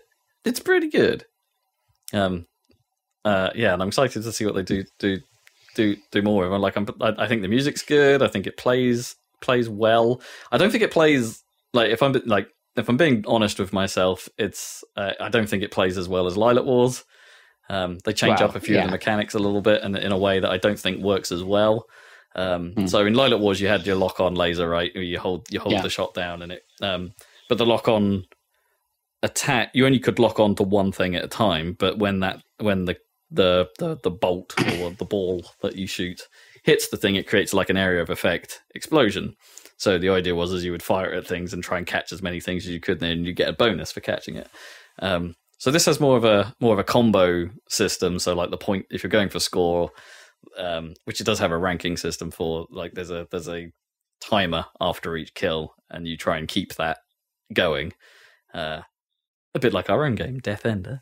You want to keep that hit combo going for more score, which explains a little bit about how some of the levels are quite non-stop in their design. Like there's just things always happening, so there's always things to shoot on some level. And to sort of help with that a little bit, the lock-on laser is replaced with lock-on missiles instead, so you can lock a certain number of targets at once and then release, and it will fire a specific shot at there. So that area of effect is gone, and instead you get like a more Panzer and Res-like shot. But I don't think that quite works as well as the old lock-on. But hey, I guess they couldn't do everything from Star Wars, even though not Star Wars, Star Fox. Even though pretty much every part of this is a rip-off of Star Fox. You still have bombs. The characters at the bottom of the screen talk in the sort of Lilac language. By that, do. By that I mean they go. Oh, perfect. That's all you need. Yeah. The problem, actually, that is a problem as well. It's like I can very rarely actually read what's being said at the bottom of the screen, because like games like Star Fox and Lilac Wars did a really good job of pacing the action to when they would then say things at the bottom of the screen. So, the action would die down. It would be quiet. So if something came up on the bottom of the screen, you could actually read it. Because there would be a lull in the action. Yeah, right, that doesn't really happen here. The stages are quite constant, and there's some conversations happening at the bottom of the screen, but I couldn't tell you what they said because I'd be too focused on shooting stuff. And because it's all done in Lilac, like maybe it would have been better had they gone like for an N64 aesthetic and like voice acted them like they did in Star. So you could Star hear Fox 64. The little radio player. Yeah, so I could hear it while I was still fighting. So that is a problem. Yeah, I couldn't tell you anything about the story. But there's also some Space Harrier stuff in there that was a fun little surprise. Yeah, I mean, by surprise, I mean I'd seen it in the early access trailer before I got there. But yeah, it was kind of cool to actually play. Like if you could find like these data discs hidden in the levels, then you can go into like a Space Harrier bonus stage, and it's like, all right, cool. I like what you're doing here. But I think it looks good. I think it sounds good. I think it runs pretty well. Some of the music is great. Yeah, I will likely give this a few more spins. I mean, I've bought it. Like it's I had to. It's not like a free early access or anything. I was just like, no, I know I'm gonna enjoy this. I'm having it. Yeah, and I think it's a good time. I think they've said they plan to spend another year on it before it's final release. And I will put my usual word on that, and it's like it'll be fine to wait. I think it'll be a good time it'll probably be a better time if you went in when it finally came out, which is my usual approach. But yeah, I just couldn't resist this time. I couldn't resist. No, fair enough. It's decent, but it is short at the moment. It is properly short.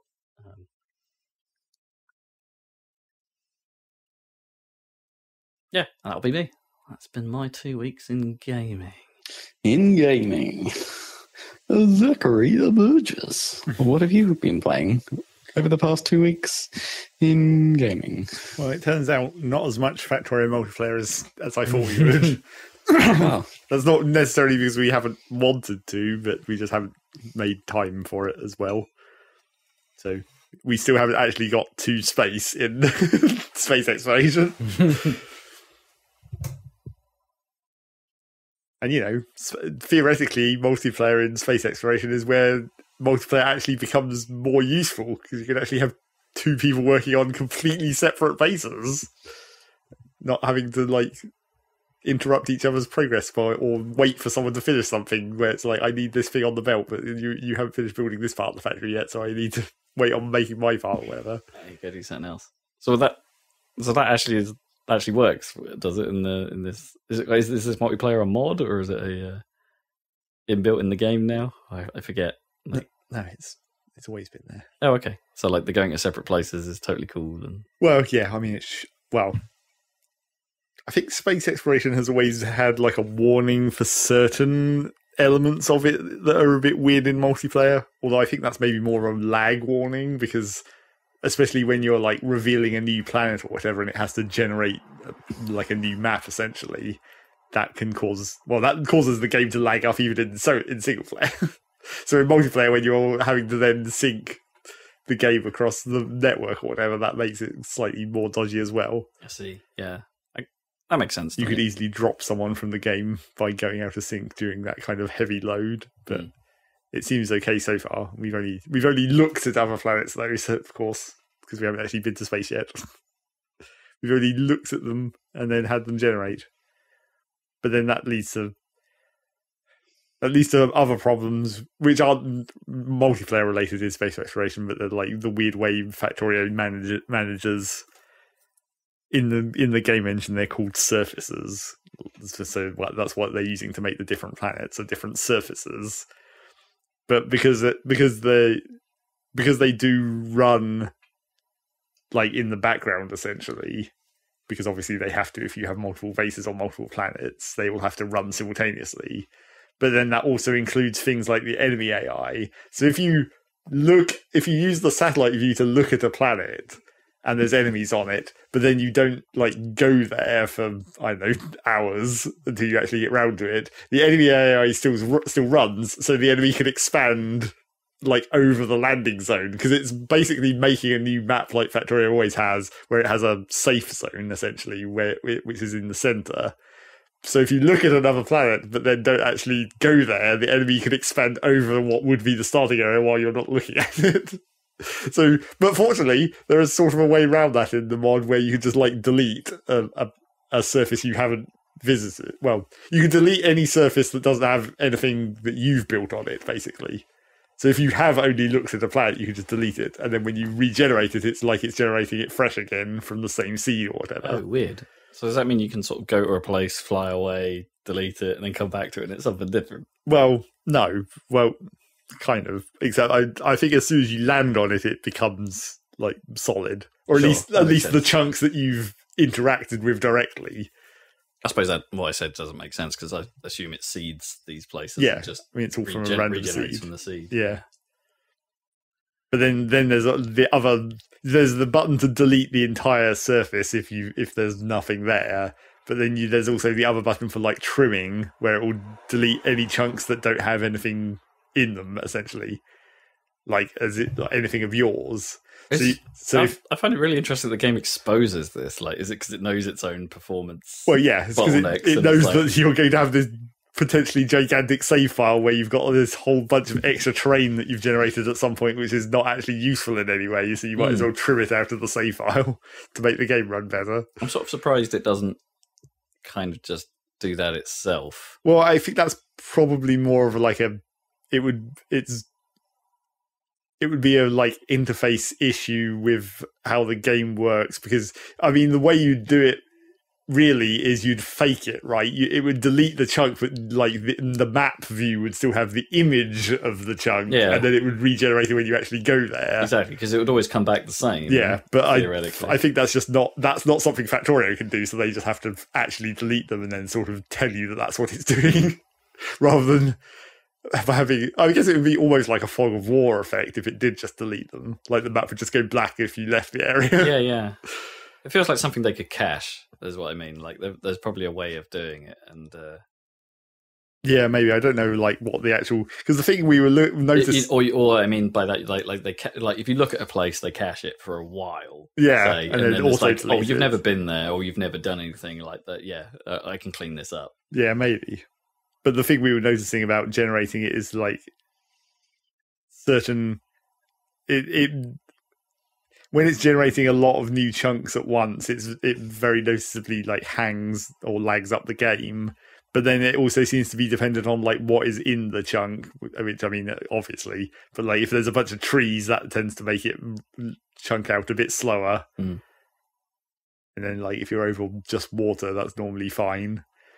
But yeah, there's a lot of stuff. There's a lot of stuff that runs like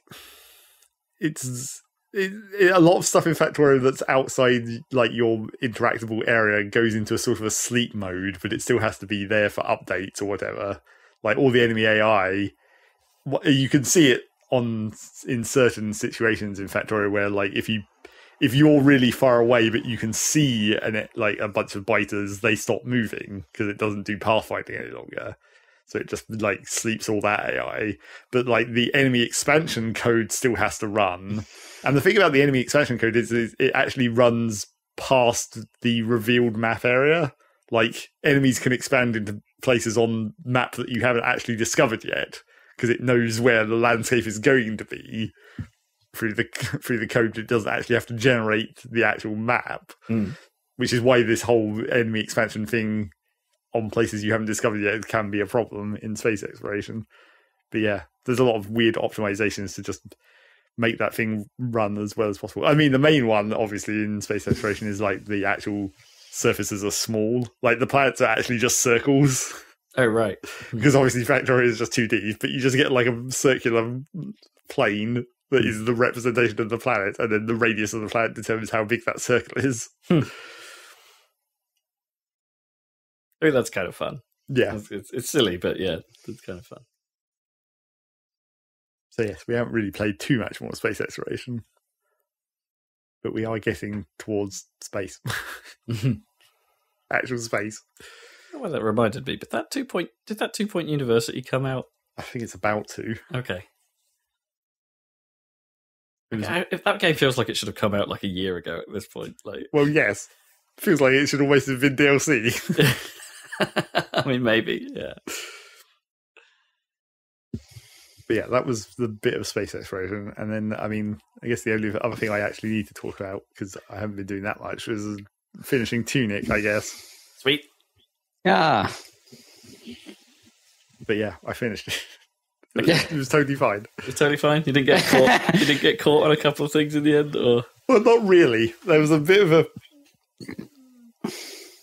Well, there was two things that I looked up. So I was like...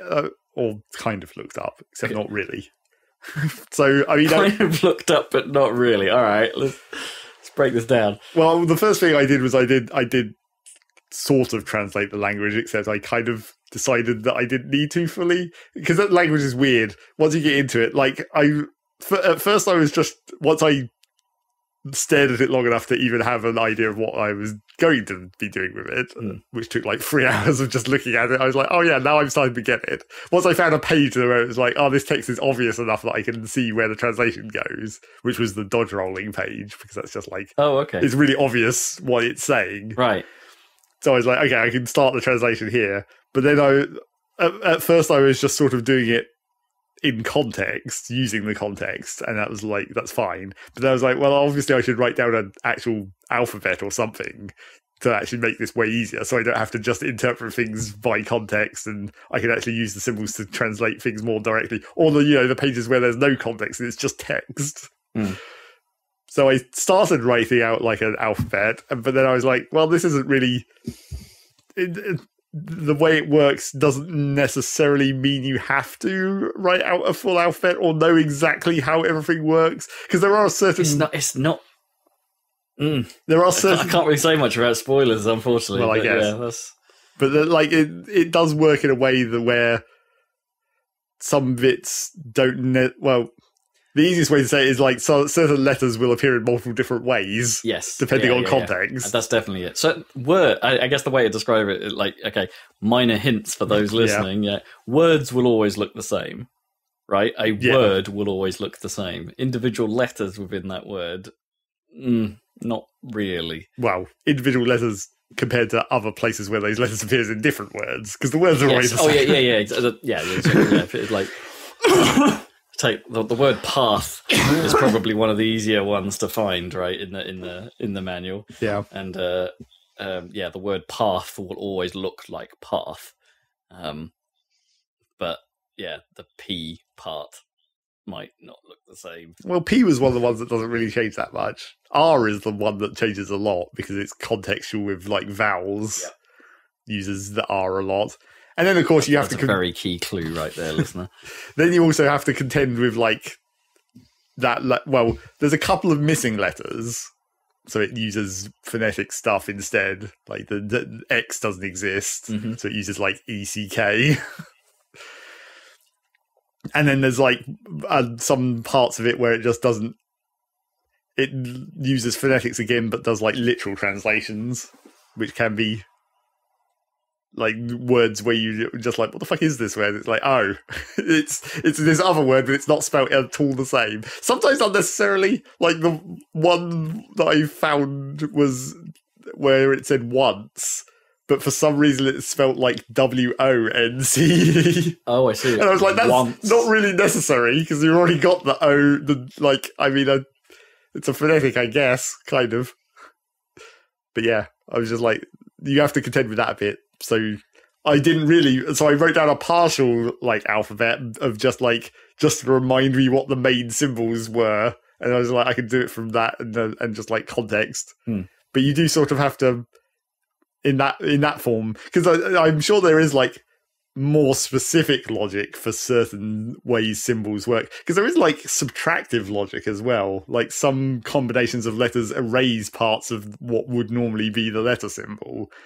For some reason, and I'm sure there is some logic behind it, but like I couldn't be bothered to actually work that out entirely. I mean, I don't remember that in my understanding of it, but well, it's like if you have like an M, the shape for an M, but then with certain other letters, half of the shape of the M gets erased because it like overlaps or doesn't overlap, and then obviously there's some letters that just straight overlap and they're additive. But yeah. I'm amazed you got this far because I honestly don't think you're so close, but I don't think you've quite got it completely. Like, but it's enough to get by. That's kind of interesting.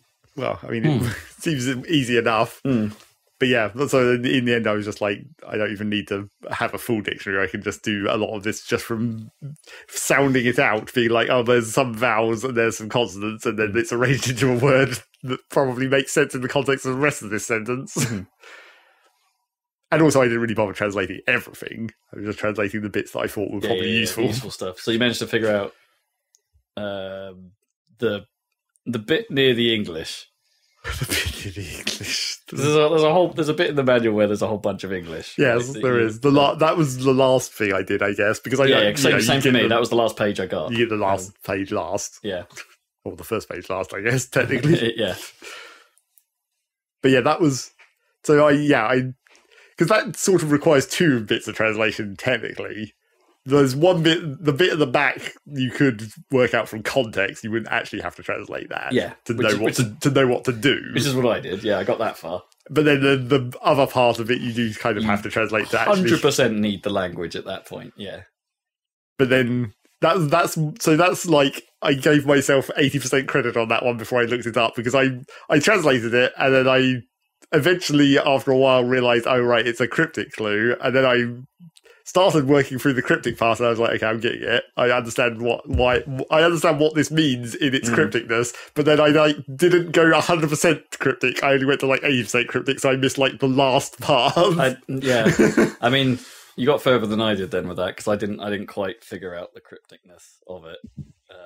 I got some of the way there, but then couldn't do the rest of it. Like, basically, like I sort of see what you're doing here, but no, I haven't got it.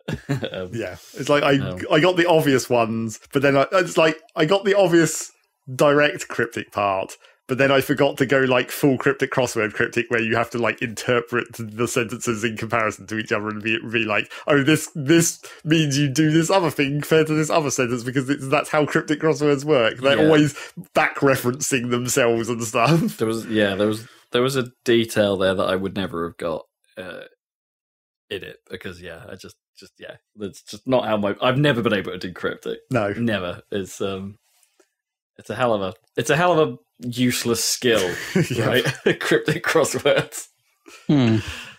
Yeah, it feels that way. I mean, it's just for your own enjoyment, I suppose, but it's like a weird, non-transferable skill, isn't it? Yeah. Yes, it's a weird, like, I wouldn't necessarily say it is literally specific, but it feels like quite a specific English thing, where it's like you have to understand the weird bullshit way English works. Yeah. I mean, I don't even. Has Tunic been localized, and like, does that does that whole manual have to be different? Well, that was actually something that I tried when I first started translating it. I was like, I'll just switch the game language, and then I can look at the in-game text and see if it changes. But it doesn't. The runic language is always English. Okay, which kind of must suck if you're playing in a non-English language. Yeah, I mean, I'm amazed. And a bit of me's like, does that? Oh, but so the English is actually written. The English translates, but the runes are always English. Wow. Okay. I mean, it would have been a hell of a lot of work. Well, to redo it all for the manual, maybe, but like the in-game text, presumably it's just a font. It could theoretically just show another language. It's a complicated font. It would be a font that's like rule-based, where you'd have to type entire words and then it would like calculate what it would actually come out as. Real hard. You're the expert, Rob. You go. That would be pretty tough. But yeah, I tried. I thought that might be a helpful way to get some hints, because I was like, I'll just switch into German and see if I recognise any German words. But it didn't change, so I was kind of disappointed. It wasn't meta enough. So yeah, there was that. The only other thing that I looked up, which I don't actually really count as looking up, because this was just, basically once I constructed the entire Golden Path thing, which is awesome. I had to look that up just to confirm that I was failing to input it over and over, because I failed to input it about 5 times, and I was just like, have I actually got this right? And I looked up and it's like, yeah, that is exactly what I've got. So I'm just putting it in wrong. Yeah, I did that. So it took me several times to get it right as well.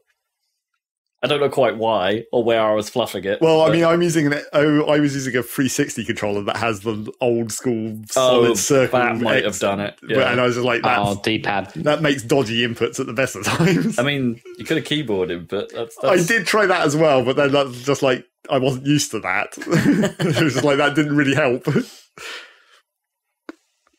So that was the only other actual thing I had to look up. And not really, because it turned out I was actually correct. I was just being bad. Nice. That's not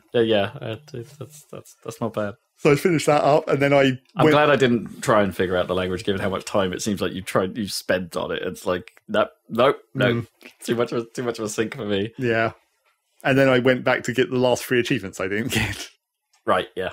Oh wait, so you've tried. You've done the gun run. Yeah, so the 3 achievements I didn't get, there was the easy, obvious one of freezing yourself, because I never accidentally froze myself in the entire run. So I was like, I better do that, I guess. Well, I can't remember. No, I think I did do that. And then there was the slightly less obvious of having 10 piggy banks, which I don't know how I didn't get in my actual run. I must have been at like 9, but I forgot to look. And obviously I didn't know that was an achievement at the time. Oh, well, yeah, I don't know. I might have missed that one. So I was like, oh shit, I guess but luckily I was like, I'll just go into New Game Plus and then just run through it until I get 10, I guess. Which did mean playing most of the whole game again. But New Game Plus in that game isn't really that different. there's like a couple of extra enemies around. But you keep your entire. But you keep all your stuff except for the one thing that you you shouldn't have from the start. But that'll be quite easy to get around then, basically. Yes, and you also get all the upgrade items again. Right. So you can, and because you get a lot of those right at the start of the game, you're just I can just become super powerful. Oh, amazing. Okay. So I did that, got that achievement, and then there's the gun run, getting the gun before you get a sword, which I did in an unnecessarily complicated way just for the fun of it, because it specifically says sword, so you could totally still take the stick. But I was just like, I'm going to do it hardcore. I'm going to do no stick. Okay. Which is, I don't know if having the stick would make, having the stick, you could do it in a much more slow, methodical way. You'd have to chip away at all the enemies and do it. It would take fucking forever. But I was just like, no, I'm going to do it the hardcore way, which is much more ridiculous. The first problem is you have to. There's that really thin bridge where there's a big enemy standing on the middle of it that you have to get over in order to get to the quarry. Right. Yes. But if you can't kill him, what are you going to do? So I ended up finding a very precise if you run at him on one side of the bridge and then dodge diagonally, you clip past him, so you can just run straight past. Oh wow! Okay. During his attack animation, it took quite a bit of just randomly rolling against him to figure that one out. But I was like, this has got to be possible, and it turned out it was. You could probably. I initially tried bombing him because you can get a few bombs without any other weapons. But obviously throwing bombs on that incredibly thin bridge is super random whether the bombs actually stay on the bridge. Yeah, bombs are a necessity for that run though, aren't they? No. No? No. You don't need the fire for certain access? No, you don't need anything. You just, okay. So the route, if you want to go into the route, so you have to get to that thin bridge where that dude is to get into the quarry, because you're going in the front door of the quarry. Back door is not accessible. No. Even though I thought that might be a good way. So to get to him, you have to go through the underground. No, wait, not the underground. You have to go up over you have to go through the town, actually. It's not difficult to get to him. It's just through the town, across the bridge, up the side, under where the bell tower is. So you have to get into the town, which means you have to destroy some bushes, but then you can kite an enemy around and then just have them slash the bushes out of the way. Oh, okay, right, you did that. Okay. So that's much easier and no equipment. And then you get to the quarry, and then I did kind of have to fluke the quarry to some extent, because you basically just have to leg it past everyone and then hope that they don't shoot you before you open the chest. Right, yeah. Because you have a very limited window. Because there's no way to de-aggro in the quarry, that's the actual problem. If there's no door you can walk through that will cancel aggro there are in a lot of other places. Yeah, because it's just one big area, isn't it? Yeah, and you can't get to the one place where there is a door that does that. Well, I mean, you could, but it would be well out of the way. So I was just you just have to leg it past everyone.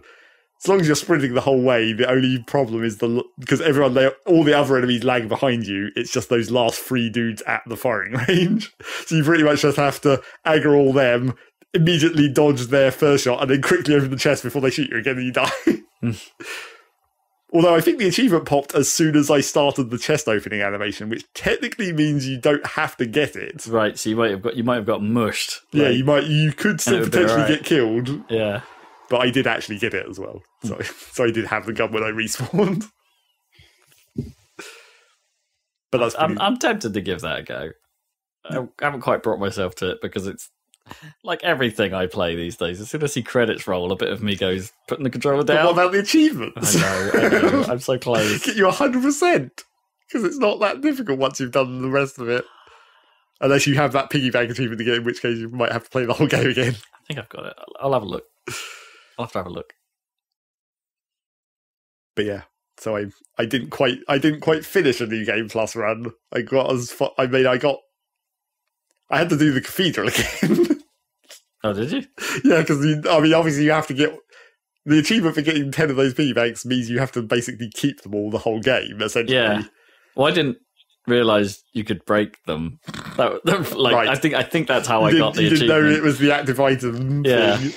I guess, yeah, because there are other items that work like that, and then you have to just experiment. But yeah, So you have to go all the way, and obviously in New Game Plus, the cathedral is actually the only part that's hard again because your stats get fucked up again. Yeah. Rather than you being incredibly overpowered the rest of the time. So yeah, I had to go through to that point at least, which means I guess theoretically I can just end the game at any point now. Oh crap! That's the achievement. Yeah, of course, because you would have. I'll have to go through a good portion of the game to get to the fight I missed. Right.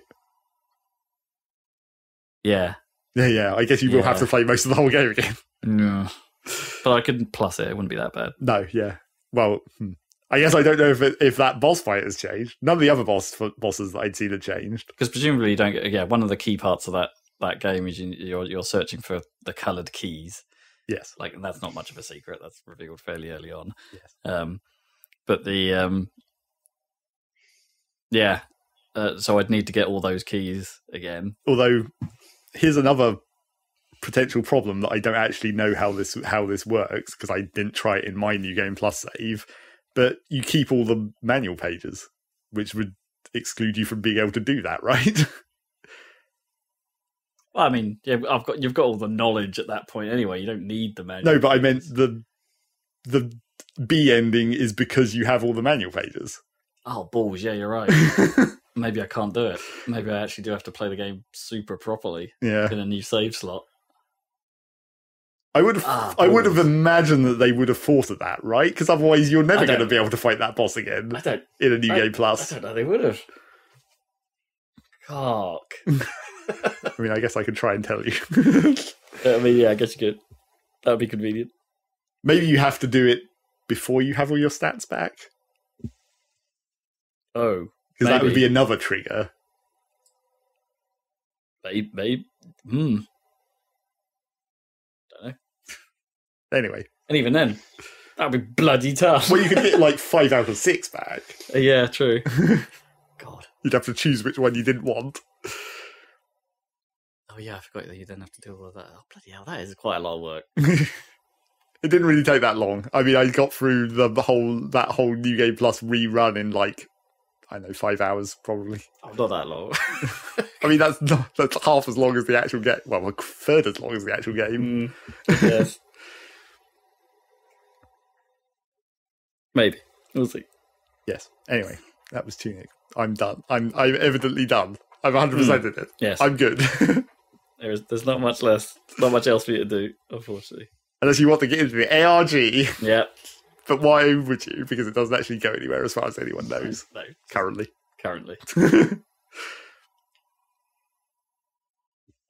And does it mean Tunic 2? Probably not. Probably not, no. Almost certainly not. I think I remember Fez 2. Oh, yeah. That was a thing that was actually legitimately going to exist. That wasn't even just a theory. Yeah. There was a different reason that never came out. Yes. Personalities. Yes. And then I played a very small amount of Derg again. Because I haven't been actually playing that much this last couple of weeks at least.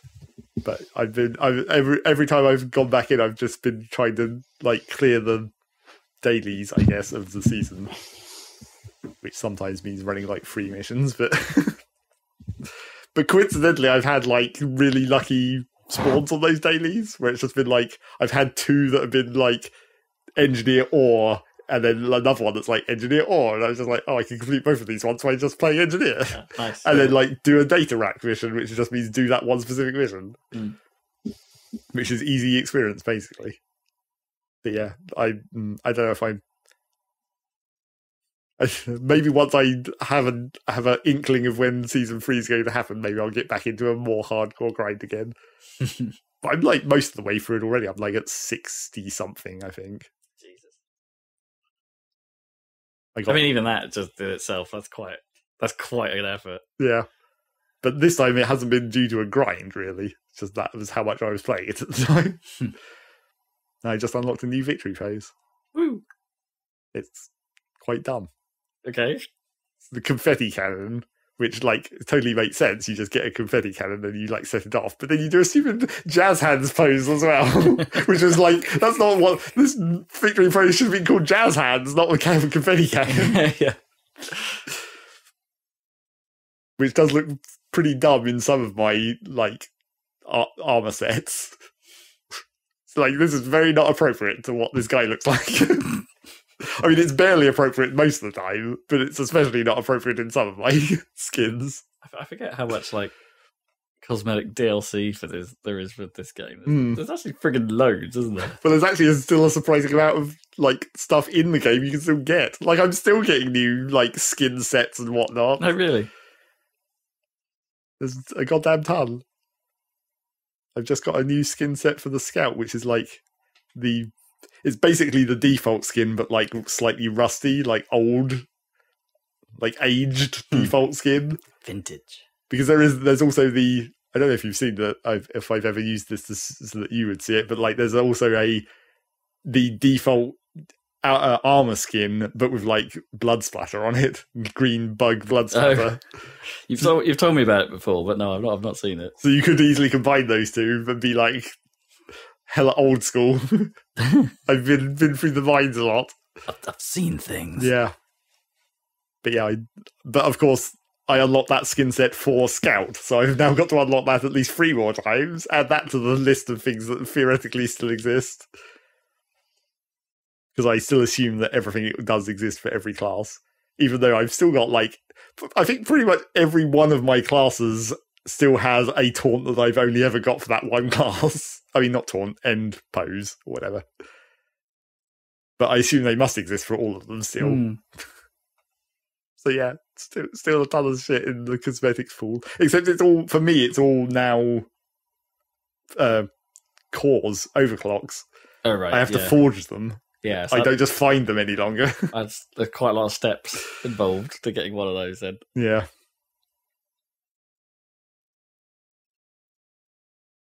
That's Dirk. And a small amount of Rocket League. I forgot to mention this at the time, but when they did the most recent update, which I guess is like the 7-year anniversary, and they added the fancy version of whatever that map's called. What is that map called? I want to call it Oasis, but that's not it. Utopia. Utopia, that's it. Yeah. I thought that was already in. I thought that started with the season. Oh, no, yeah, that was the season, not the 7-year, because it's attached to, like, the movie aesthetic or whatever. Yeah, the gaudy fanciness of this season. They added that version of Utopia, and I think probably, like, the first 2 or 3 sessions I played Rocket League after that patch, I never saw that map. Oh, right. It took so long for me to even see that map. Yeah, it took me a little while. And I don't know, maybe, like, do you think it maybe defaults your, like, map preferences? Because that's still a system that exists, right? God, I'd forgotten about that. I mean, maybe. Is like Utopia down on your list or something? Or does it not default new ones to on? So they're automatically lower priority? Well, I thought there was only like you have a limited number of pros and down votes. So it would be the normal vote for you, surely. Yeah, so if you've set any upvotes ever, does that like influence it so much that even neutral on a new map would be like less common or something? I don't know. But whoever looks at that screen, because it doesn't fucking matter. I'd forgotten it existed. Yeah. It only matters if you care about, I don't know, when the fucking underwater map had slightly worse frame rates for some people. Oh yeah, that's true. I guess because it had more distortion, right, on the windows, or when the ball effects got fucked up by it for a while, but they fixed that. Oh yeah, of course, because the outline on the ball would also get distorted by the water. Weirdly, map voting only matters if they're ever going to bring back differently shaped maps. Damn it! That stuff's all relegated to Rumble now, isn't it? Yeah, the weird maps. Just a bit of a shame. Yeah, did mix things up a bit. I mean, it is kind of weird to think about, really. But yeah, it's the problem I find is like if I do like on the rare occasion I bump into I go into Rumble and I come across one of those maps, it's almost always the one with the goals not at the back of the level, right? That it's sort of just the goals are sort of just inset them like hockey goals. Yeah, and that was real bad. I hate that. Yes, it's kind of annoying. It's the classic Rocket League map, isn't it? The old style. Yeah, I mean, I'd even prefer to take Ledge Tokyo over. Ledge Tokyo was awesome. I kind of just want to be able to play these maps again with like my actual modern skill level, just to see what it's like to play those levels with actual skill. Yeah, because I mean, as I say, I've definitely played them in Rumble, but you get like, I guess Ledge Tokyo is replaced by like the Rocket Labs skin version rather than which isn't the same shape even. Oh, isn't it? Like the Labs version is much shallower on the ledges. Oh, is it? Oh, interesting. But yeah, I was just like, where's my Wasteland aerials? Yeah, get all your Wasteland aerials. Yeah, because Wasteland was weirdly raised up at the edges, slanted. So as we say every time we talk about this situation in Rocket League, give us the goddamn weird shaped map playlist. Just make it a ranked playlist. Yeah, but then I also would want solo back. Well, sure, but that's a different situation. Yeah, solo threes. I mean, but I think if the idea was that they wanted to get rid of solo because they didn't want to have to split the user base between the two different versions of threes, different maps is a different enough thing that you should be allowed to split the user base for that. Yeah, I mean, even if it was I mean, maybe they should try it as an LTR or something, like limited. Are they limited LTRs or LTEs? I forget. Like the limited time things. Yeah. Like throw that in for a bit and be like, hey, this is Rocket League as it used to be. Like these are just in rotation. Well, not just in rotation, in a separate playlist. Oh, what? So it would be only weird? Yeah, maps. only weird maps. I think that would be a perfectly that'd logical. Be all right. That'd be all right. I'd be okay with that. I mean, ranked weird map as well. Like rank it. I mean, yeah, make it a ranked playlist like hockey. Just make it a ranked playlist like hockey. Yeah, like the other weird modes. I bet it'd get more population than hockey. Man, even if it just lived in extra modes permanently, yeah, that would be fine. God damn it! I mean, in fairness, like hockey and drop shot, I think it's the majority of how I play that game now. Like, I think the least amount of time I spend is actually playing soccer. I mean, I totally could play more hockey. Hockey is where I go when I need to play extra mode playlists for the unlocks. Because I kind of like hockey. It's weird. Hockey's great. I really enjoy hockey. Because, it's madness. It's like the tactics are surprisingly different to how you actually have to play it.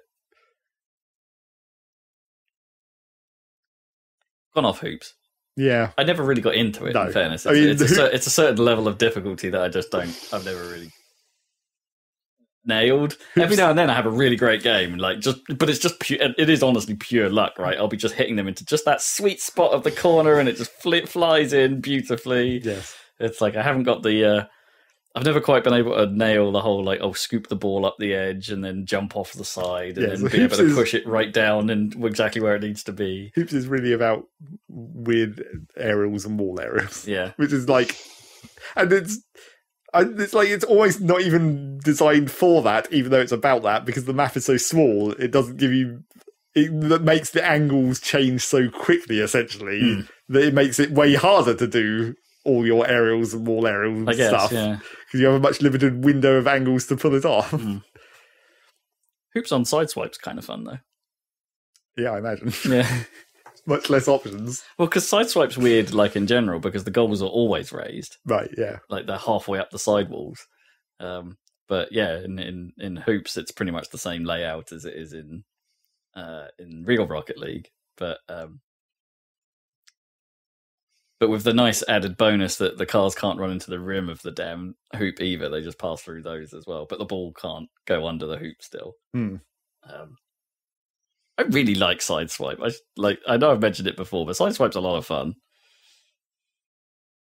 I kind of wanted to see if I could Bluetooth my controller to it and see if I can play it with a controller rather than the touchscreen controls.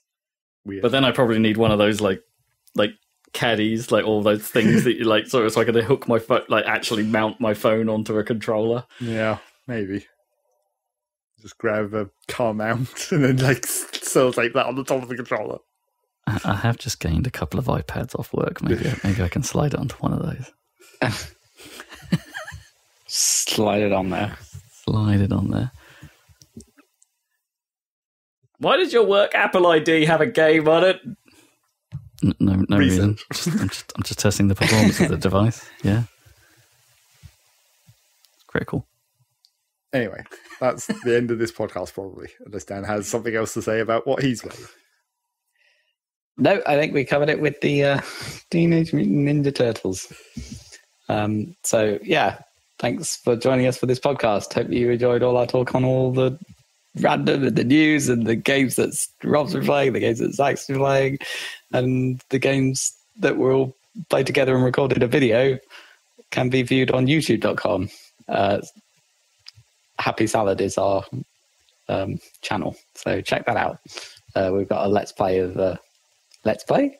Is that the right word? You can still call it a let's play. We got a let's play. We've got a stream, sort of a recorded stream. We've concluded our let's play of Ocarina of Time, so check that out for the 97 classic. That last episode is not yet. Yeah, that's not ready yet. That'll be out this week. Okay, spoilers. We finish it. Yeah, we finish it. It's finishable, just about. If you don't run out of magic, yeah, we'll be back in another couple of weeks with another Saladcast. So check that out when it arrives on happysalad.net and wherever you get your podcasts. Hear about my escapades in Amsterdam. So you got off light. What? Okay. You skipped the whole random talking about cereal and cheese dreams and hear anything about Amsterdam. In fairness, there's not a huge amount to say. I drank a lot of beer. Praise be to Heineken. Okay. Praise be. Okay. Okay, I will talk about that. Might as well. Let's finish this podcast off on a beer-based bang. Like, go for it. The Heineken tour is weird. Like, it's just really. It was fun, but not quite in the way you'd expect. Like. The tour starts off with like every good cult, with there's someone telling you that Heineken is the best beer of the world and getting you to like join in some sort of chant about like join with me. Like, why are we all here? We love Heineken. It's like, I mean, seriously, yeah. I'm not even joking. Was there a hype man like Duff Man equivalent? That's what I found. Yeah, I wonder if there was a plant in the crowd to specifically keep like chant along. Get everyone going. But there was definitely a sort of like we're all here because we love Heineken and Heineken's the best beer and it's got the most iconic bottle in the world. And I'm like, yeah, I'm not sure I agree with any of this. So that was odd. But then so it does the normal thing of like being like, oh, here's how we make beer. You take the water and the barley and the hops. You take the water. The water is the most important part of the beer because it's like 96% water. And imagine all this in a Dutch accent, by the way. So it's 90% water. And I can't do it. No. I can't maintain. Stop. Except that's gross. That's gross. Stop. This beer is not competitive yet. Yeah, but then it so it did all that, but it did it did all that in a pretty compared to like Adnams, where they actually go into like detail and talk you through the process, and you get to see the real stills and smell the real beer and all that kind of stuff. It's Adnams is small scale, but that was a more enjoyable personal tour, I suppose. It's more driven, proper traditional brewery, right? Yeah, not industrial. And I've also done the Guinness as well, which goes the other end, right? It goes big. Like all the props and stuff and all the things. That's just a more impressive way of doing that sort of this is beer demonstration. Where it got weird was like basically you get like halfway through it and you've seen like all these things, and then it just goes like, by the way, the Heineken brand, it's fucking nuts, really, isn't it? And then they take you to this you go into this thing that they call a ride, but it's not really a ride. They just make you stand in this enormous room that's got like video screens around all four walls. And say like, now you're going to experience what it's like to be the beer and be bottled. And it's just this bullshit light show and video that you're forced to like stand in specific spots in this room. And the floor might vibrate a little. And then so you get brewed, apparently. You get brewed, and then go through a Charlie and the Chocolate Factory bottling plant and become a bottle of beer. And then these doors in the side open, and you all shuffle into these rooms that have like a concrete couch in them, and you sit down. And then for some reason you're like taken to a rave for a bit, It's like rave just happens around you, kind of thing. Like when rave happens. Yeah, rave. You're not raving yourself because you're sitting down on this concrete couch. Like, while this thing happens where it's like parties on rooftops, and like then it zooms in on a football stadium because I guess Heineken sponsors some sport and stuff, and then another door opens and you just leave, and it's like, well, that was the rave, I guess. And then but then the rave actually continues. You walk into this room where there's like a wall made of beer bottles, and there's like an equalizer on it. It's not interactive. But then you go into a room behind it, and there's like straight up harmonics level shit in there. So there was like this weird polygonal table that was like picking up like hand jet actions, or like you put your hand on certain spots, and then the fact that your hand was in a spot of this table would start playing stems of this dance track. Okay. So, and I'm just in this room going, I have no idea how this relates to Heineken, but this thing's pretty cool. Okay. It was really odd. So the best part of it was the least beer based. Yeah, 100%. Because they even had like this bit where it's like, this is the bottling part, and it's like there's a whole load of screens there, so you can say, if you want to, you can personalize your own bottle, and you can pick that up in the gift shop and be like, yeah, this is the bottle for Fred or whatever, Fred's beer. But of course, all the machinery there is just totally fake, and it's like super obvious as well. Like you're sort of looking at it, going, "This is the bottling plant," and it's like, no, it's not. It's like these beers aren't even being filled with beer. That's very clearly water, and it's not even filling from the hose you've put in. It's like filling from the bottom of these fake bottles. And it's like, what? Why even go to this effort of putting this thing in? It's like, just show us the bottling plant or something. Like, have a window that goes past the bottling plant. That'd be way more interesting. Yeah. Well, it would be, but that's exactly what you don't see, right? Yeah. Such a lot of it was nonsense. It was fun though. It was a good 2 hours. And I mean, it's the context of if you'd gone, especially, not as part of a fun group stag do thing, I think that would be different. But because you're all there to have a laugh or whatever, I'm sure it was good. Yeah, and honestly, like I'll say, there isn't a huge amount else to really talk about that I thought was podcast worthy, because it was just a fair amount of drinking in a European town, and standard. Good times, European times, standard European times. How we miss those European times. I guess it would be whatever the daylight savings time for Central European time is. I don't know. It's not Central Europe though. I think it falls under CET. Really? Oh, I guess. I thought France was CET, honestly, but yeah, I think you're right. Yeah. It doesn't seem like Central Europe, though, does it? It seems like Western Europe. Yeah, it's pretty Western. Yeah, I guess that time zone covers like a massive area. So, Anywho. Oh, also don't take the boat. Amsterdam. We took the boat. It takes ages. It takes like 7 hours. From where? From like Harwich or? Yeah. Oh right. Oh my god. Harwich to Hook of Holland takes about 7 hours. You can get there on the train now, can't you? I mean, I guess it'd be quite a roundabout route, but I suppose there's a way. Just fly. Just fly a sheephole. It's easy. Flying is easy. But it's mega cheap. But maybe don't fly at the moment because the flights are impossible to predict. Is it still bad? Yeah, it's still bad. Okay. Yeah, fly when things improve. Amsterdam's cool. I finally got to see it during the day, which is something I've not. I've always only ever been there for work, so it was nice. Oh right, so you've been trapped in an exhibition centre all day previously. It was nice to have a bit of a wander, but I'll go back when not duty bound to drink. Yeah. Experience some of the city while not totally plastered. I mean, I wasn't that bad. I was pacing. No. Pace yourself, yeah. It's only Heineken. It's pretty watery. Yeah, it's only Heineken. Well, thanks for joining us for some extra random, the top random that we should have had at the top of the show, but we got it in there. So, as I said, catch us in 2 weeks for more random and also some video game chat. See you then. Praise be to Heineken. Praise be. Bye.